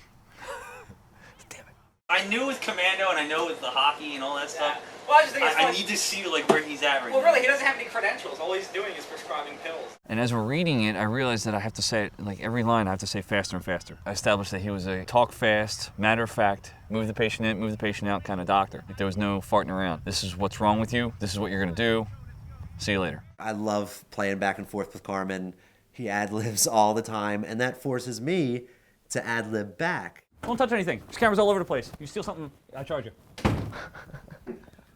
I'm sorry. I'm so sorry. Carmen makes me laugh every time I'm with him. I laughed so hard that entire set. I was sobbing. I was crying because he was just doing this voice and he was calling himself Dr. Mochter. Dr. Mochter. I'm a doctor. You can trust me. My job is to make people feel better. I was his biggest fan that day, and he knows it because I could not stop laughing. You're the funniest person I've ever met. Dr. Stalker Pullman, he got his med degree in the meantime between episodes. Nobody's ever questioned that, so we just rolled with that. I assure you, you're in great hands. I'm a doctor. I should know. Your mustache fell off. More mustache problems with that night. I think that took a lot of take. That was even worse, I think, than the park. The mustache just wouldn't stay on. Doctor, it's the mega vitamins. They were stolen. Yeah, they made my mustache. They made your mustache come off. That was a difficult shoot from that standpoint, but I think it really paid off that way because we rushed it through our dialogue because of that issue, but it made the episode actually work so much better. I'm stumbling a lot because I was still trying to get the lines faster and faster, and they weren't simple lines to say. They were very complex lines. They seem to be on the prowl for They seem to be on the prowl for appendages and arms and things. I'm a doctor. I should know. Mother. We kept saying it over and over again, and we kept getting faster and faster and more intense, and it worked. But still, even when Carmen messes up, he messes up in a funny way, and it makes you laugh, and it makes you not mad that he's messing up. It's like, oh, well, all right, you're still funny. Let's try it again. Looks like you have... What's the problem exactly? Stereo. I pitched the idea of Link and the stores and the bombs and fire and things to try to get into stores. They can't possibly sell very much, and Mike's like, that's good, that's funny, let's try to make that happen. I was in Philadelphia for work earlier this year, and I was actually in one of their episodes. It's a Zelda episode, and it was a lot of fun. First time I actually did some real acting on a show. To be honest with you, I was a little bit nervous. I remember it took me several takes of one particular line. John from Gamester 81 starts practically every episode with this one line. Hey guys, how's it going? This is John with Gamester81.com. I could not get the line right for the life of me, and it was really embarrassing. And we're like, John, this is your line that you write for yourself. Hey guys, how's it going? Oh, hey guys, how's it going? Okay. We were pretty much asking him to do something that was very meta, very fourth wall breaking. Hey guys, how's it going? It's John from Gamester. Yep, that's Okay. There it is. Those are the videos I watch. The guys were really fun about it. They understood. All my videos are unscripted, but so it was a little different out of my comfort zone to do a script. I messed up on the one line, kept messing up on it, but it was good. Oh, have you ever seen our outtake reel? That was nothing.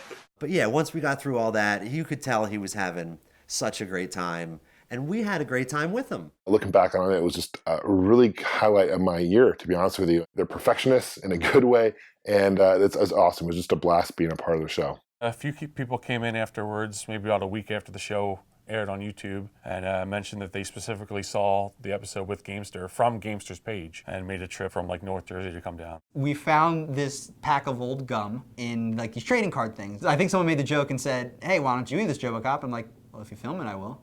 And so we did it, and SquarePaint's like, I'll get in on this. Yeah, I saw a bunch of other people doing that on YouTube, so like, all right, let's do that. I did donate the gum, but I also specifically warned them not to do it or I'm not liable, because that gum is quite old. No. Oh, you can hear crunch. Oh, I heard crunch. I heard crunch. Why?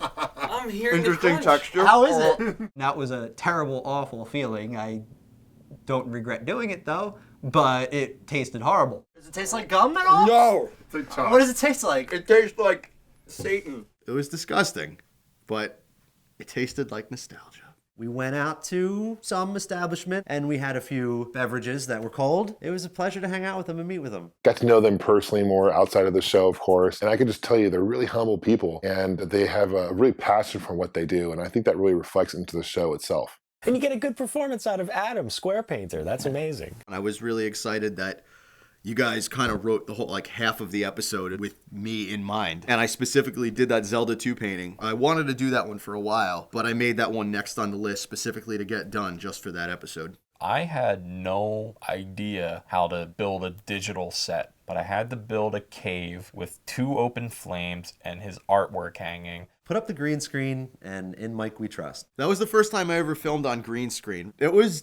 different. You just have to use your imagination. It was fun. There was a back rub reference in the beginning. I'll even give you a free back massage with every purchase. Wow.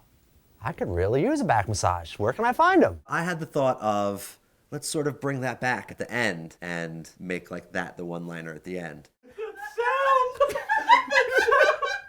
I was talking to Matt at 2 Minute Games and I said, hey, I think we need to do an episode together. And he was on board. He was like, yeah. And it was also interesting because we were always talking about doing like a Mario Kart sort of episode. We even said in just a few months earlier in the Mario Kart Love Song video that we haven't been able to do one because of obvious reasons. And Matt said, no, what if we did it like they were running an auto body? And Matt wrote this great script. And it was also the first episode where the brothers are together for the whole time. And just seeing the chemistry that they have as these characters is so funny. I had a lot of trouble not laughing when I was supposed to be quiet. They're just kind of the perfect Mario and Luigi. Luigi's been in a couple of other episodes, my Luigi character, but only one lines, and that's usually where I flourish, is a single line punchline and then out. In this case, having a script that's pretty even between Joey and me, and Joey would finish whatever the line was and then add something else that I wasn't ready for, and so the first few times he keeps going and I start to laugh,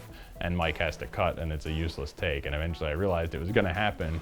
Be ready for it. Yeah, and your grandmother likes it too. She's like, oh, I like this again. Yeah, once you gave her the wand. Yeah, and then she's like, how do I bowl a strike? And it's like... no, all of that. Yeah, I like that. I like that other one too. All right, cut. We finally got better mustaches, so that was not an issue. Spear gum? Yeah. That's a lot better than tape. I think it's good. Thank you. The second We finally solved the problem of the elusive mustache. In real life, I can't grow a mustache at all, so growing even the fake Luigi mustache that I had would have taken me years. So, hence the line. We are the worst Italians ever. How awkward it was to have Joe be suction cupping a window with a plunger. Ah, she's a beauty, isn't she? I don't know, I'd never seen a plunger on a car window before. The way I see Joey and Matt, I think me and Sarah could have the same thing just because we're kind of opposite. She's tiny and cute and I'm tall and annoyed all the time. No thanks, we're good. But our car. I'll walk. But it's 37 miles away. Good, it'll give me a chance to break my new shoes. That was a fun scene to do because we were able to really work with the comedic timing of it being snappy and back and forth. Good, it'll give me a chance to break my new shoes. Don't be silly. Show me the way, princess. Do it again, faster. Show me the way, princess. One more time, faster. Give me a chance to break my new shoes. Don't be silly. Show me the way, princess. Another one. So we did it like 100 times and it got better and more fun each time we did it. But it's 37 miles away. Good, it'll break. We all got really badly sunburned. We didn't notice it because it was like 75, 80 degrees outside and it felt fine. And then 4 hours in, we were all like looking at each other like, your face is red. And they're like, no, your face is red. I still have my sunburn from that day. I have this crazy sunburn on my back. Fortunately, I didn't have like a mustache-shaped, you know, sunburn right in the center of my face. His Luigi death stare. I'm married to Matt Conan. I didn't know he could make that face. Like, I guess I've never made him so mad that he death stares me. So I will try to avoid doing that in the future. A little boy and his mom came up, and I guess they were across the street and saw what we were doing. And the boy wanted to take a picture with Mario and Luigi, and he had a backpack on with Mario and Luigi and Peach and Bowser and everybody on it. They stayed in character and just to make the kids' day happy. For the 50th episode, it was a logical step to go with Captain N, because Captain N and the Super Mario Super Show and the Legend of Zelda cartoon, all those really culminated so much of our childhood, and there's so many jokes to be had with it, but it also affords us the opportunity to have a whole bunch of our characters in some way go into the episode. I got to do the Mario. Do the Mario, swing your arms from side to side. Come on, it's time to go do the Mario. We shot that the same day we shot the Super Mechanic Brothers episode. When I was a kid watching the Super Mario Brothers Super Show, when it would come on, I would get up and start doing the Mario. We wanted to make something that kind of sums up what we have done as a whole, and I think this really does it.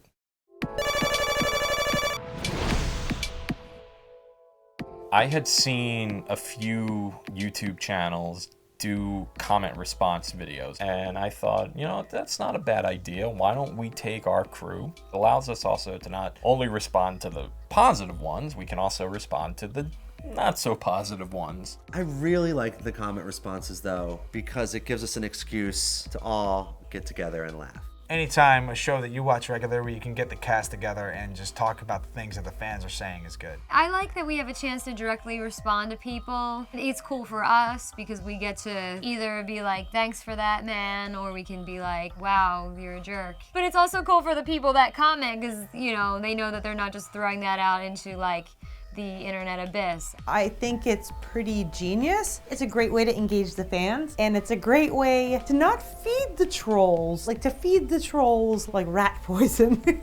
Have you taken a marketing class? You still watched it, you ass.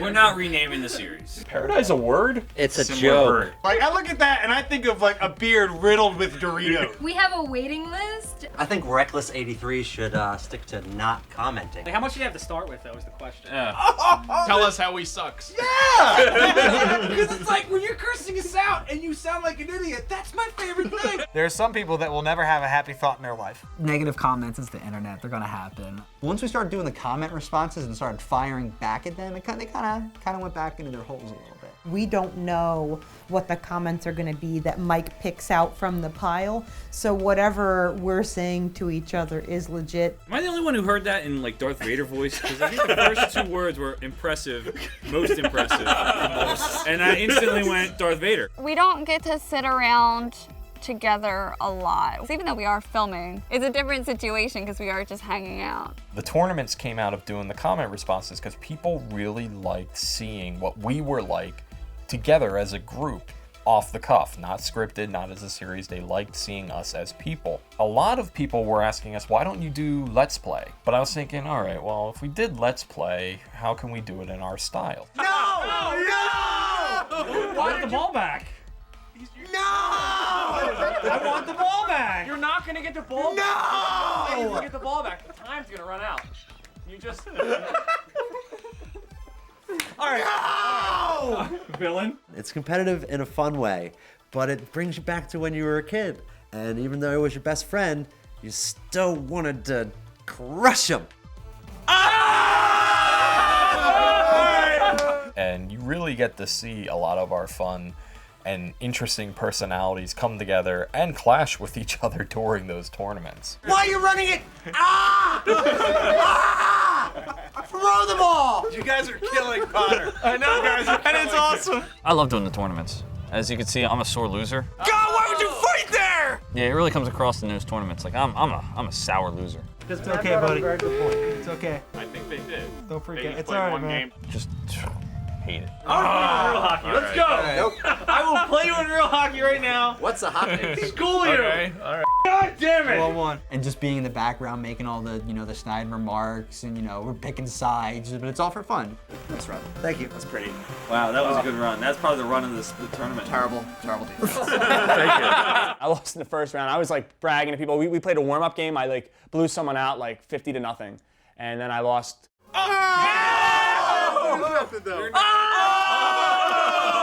Ponder and me were apparently the villains. That was interesting. Ponder took it to a whole new level, though. Tournaments are fun because I am the best. You want villains? What did you guys do? Didn't have to be this way. I didn't ask for this. You asked for this. Look at what you've all done to me. It's JoboCop. Look at him. Who handed him?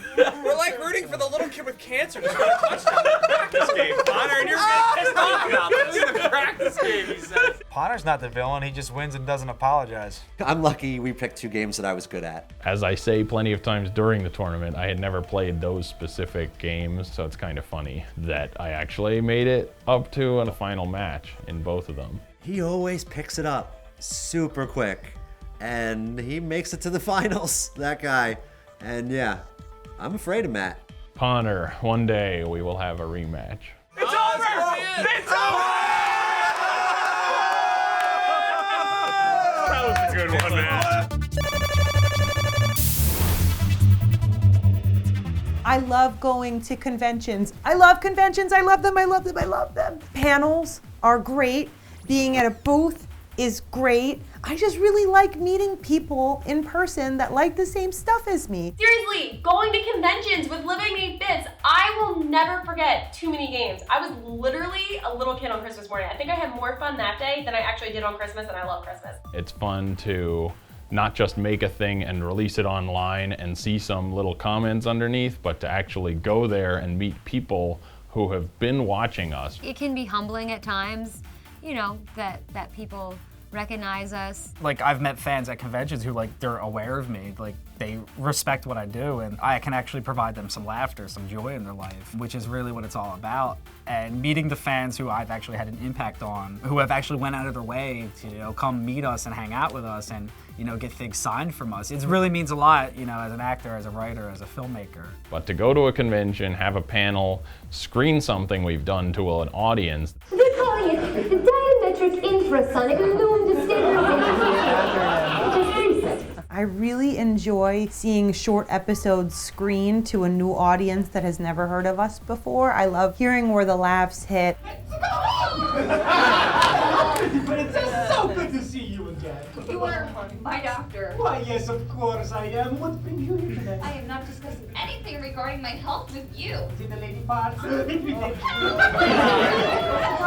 That's when you really know that you've succeeded in that episode. And we got to play Mario Kart Love Song at one of the panels. And the finish line is just around the bend. I'll pause this game, so our love will never end. Let's go again. So many people came to the panel that people were sitting on the floor. And I was like, all right, that's awesome that people care about what we have to say. Walla, walla, walla, walla, Luigi.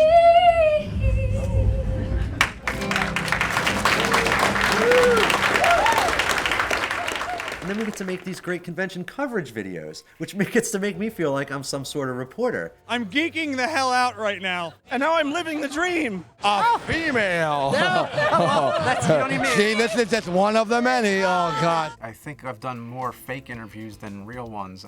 I think. James Rolfe, how you doing today, sir? Good. All right. All right. Awesome, thanks. All right, yeah. I was supposed to be part of the interview for the Nostalgia Critic, but I choked because I'm such a big fan of his. How are you, Doug? I'm good. How about you? 2 of us. How about you? How about this? There we go. It's like we were there. You know? Yeah, I But tell you what, we're so yeah. busy, we don't really get to enjoy the show, to be honest with you. Yeah. So you actually let us know what we missed, and it's great. It's like, when I was on our show, it's incredible. Yeah, we did that last year. I was watching it and seeing some of the costumes. I said, how did I miss that? I mean, we're just working so much.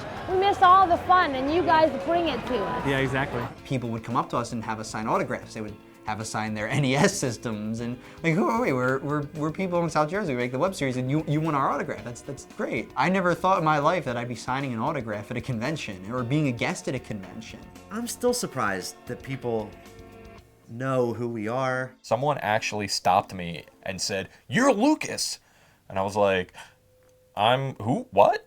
And then it took me actually a couple seconds to really think like, "Oh, he's a fan." I remember I was just walking around with Joe, and this guy came up to me. He was like, "Diana," and I was like, "Oh no, I don't know you. This is weird." And he was like, "Hi, like, I'm a fan. I watch your show." And to me, this blew my mind. He wasn't someone who was a part of Living in 8-Bits, and he wasn't my mother, so I don't know how he knew my name or how he knew me. I think that was my first time realizing other people watch us do this. Diana, what's going on? I'm about to sign my first autograph!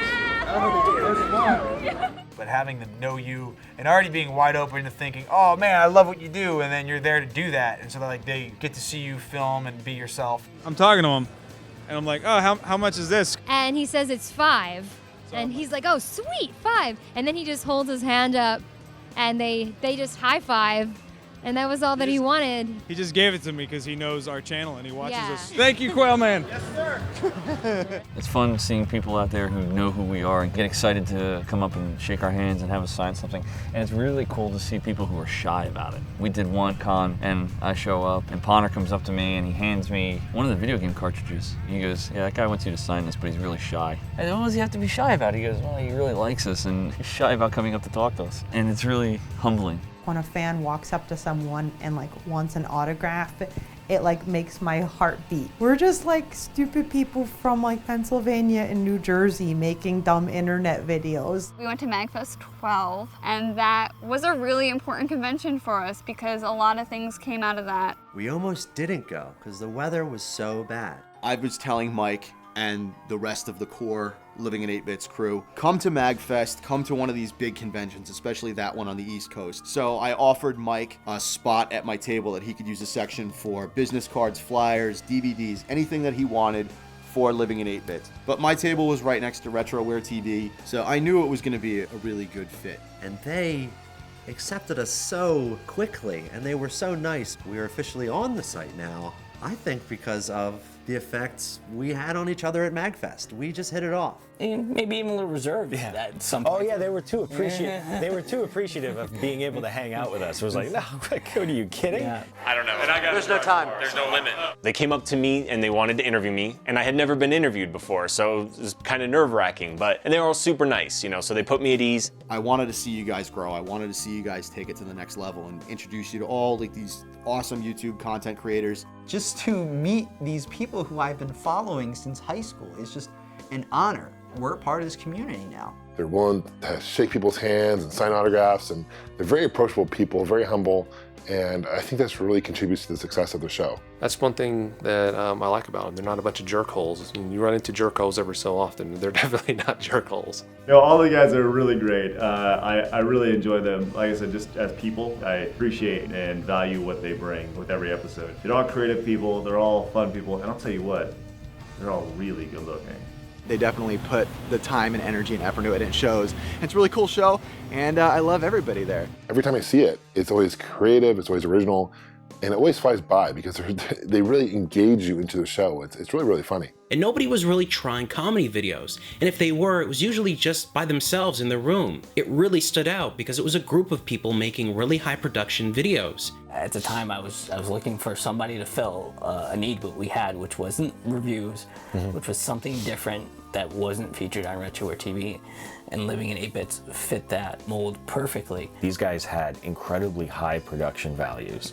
And almost to the point where it was kind of like, this is a web show and it looks this good.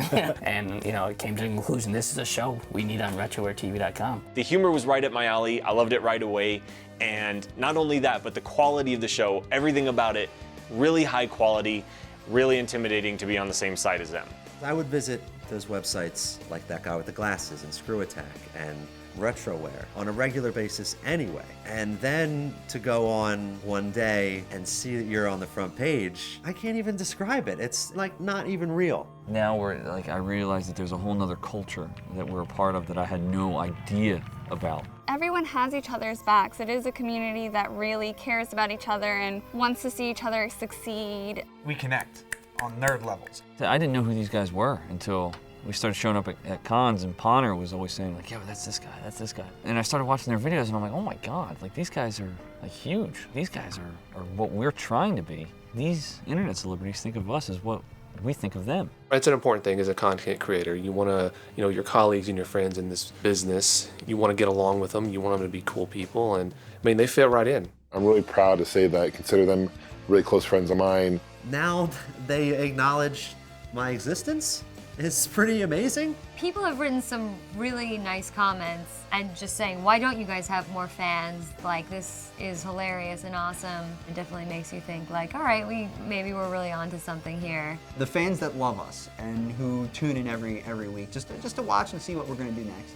I love you guys. I talk to fans on a regular basis on Twitter, and I'm happy to do it. It's a crime that they're not more popular than they are. I mean, they're pretty popular, but they should be way more popular than they are. I've talked with many other YouTubers, and where your topic comes up, who's a channel that's underrated, needs more exposure, definitely Living in 8 Bits. Something of that high quality, something that looks that good. And they've been consistent with putting out really high quality stuff, and that's not easy to do. It was just disappointing to see that they weren't getting the viewership that I thought that they should be getting. It's just unique, and it stands out not just here in Philly, but overall.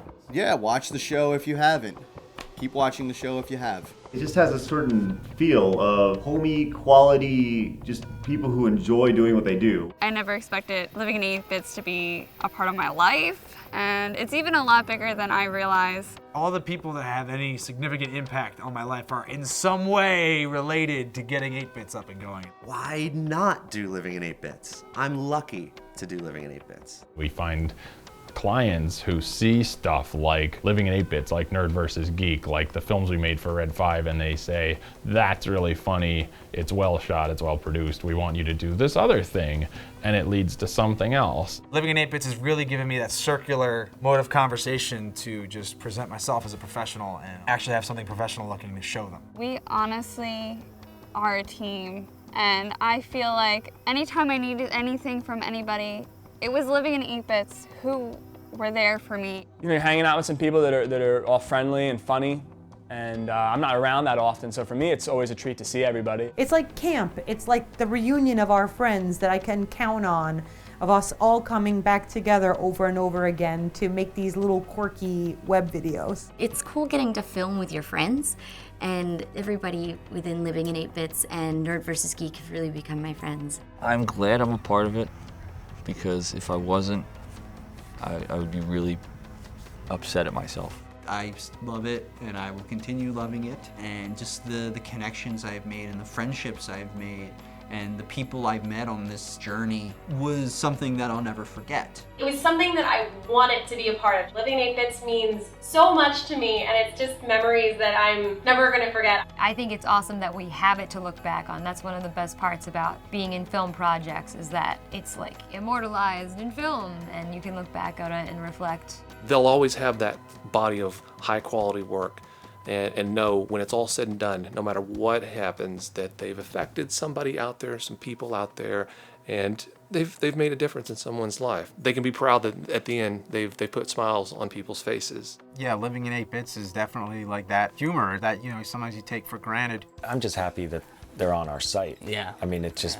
I'm honored that they're on RetrowareTV.com. I really am. I just want to say that Michael and the crew at Living in 8 Bits are some of the most humble and down-to-earth people you'll find. They put a lot of time and their personal money into the show, making it entertaining for all of us to enjoy. I don't want it to stop, although everything has a time, everything has a life expectancy. I'm glad it happened.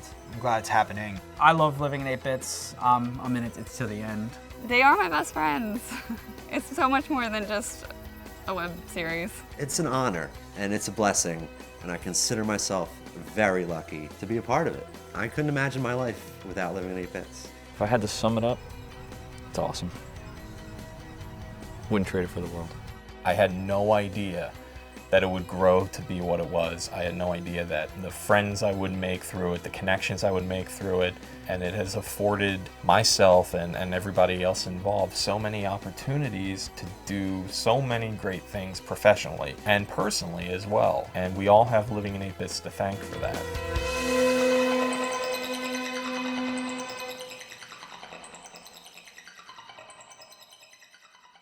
Living in 8-Bits, congrats on your success so far. I'll raise an invisible drink to your continued success. Living in 8-Bits.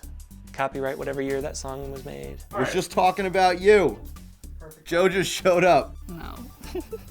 Are you trying to think of something? Also, Living in 8-Bits, another random thing is I actually didn't start getting interested in men until I saw Connor on camera.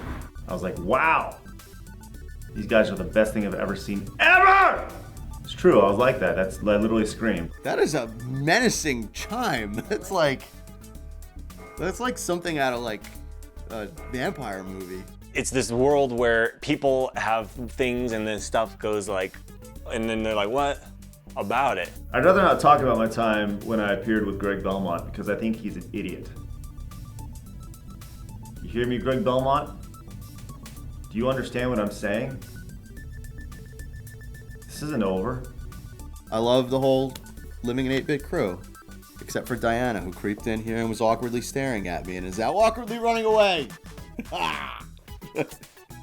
I didn't mean it. There's just like a lot going through my head.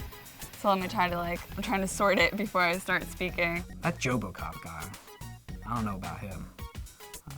Watch that guy. He's got something scheming in his little brain of his. I don't trust him thoroughly. I don't know, man. I don't trust him. That's all I gotta say. Hopefully when you guys get this, you guys understand this is all in good fun, and when you chop this up and turn this into a documentary, just do it with fun nature like you guys do, right? I guess, whatever. So in any case, it's me talking real fast. We like people assimilating to our our like Kool-Aid drinking Jonestown sort of cult that we've created. This isn't real what you're seeing back here. There's a green sheet back here. Well, on the internet, wherever Living in 8-Bits left a mark, I hope it's in an inappropriate spot. What is that? If a student asks a teacher, oh, how many questions are on the test? Well, it's one question each. Of course it's one question each. Are you gonna throw like 5 questions at me at the same time? No, it's one question. That is such a stupid answer. Get this on, I'm glad this is on camera. You're recording, right?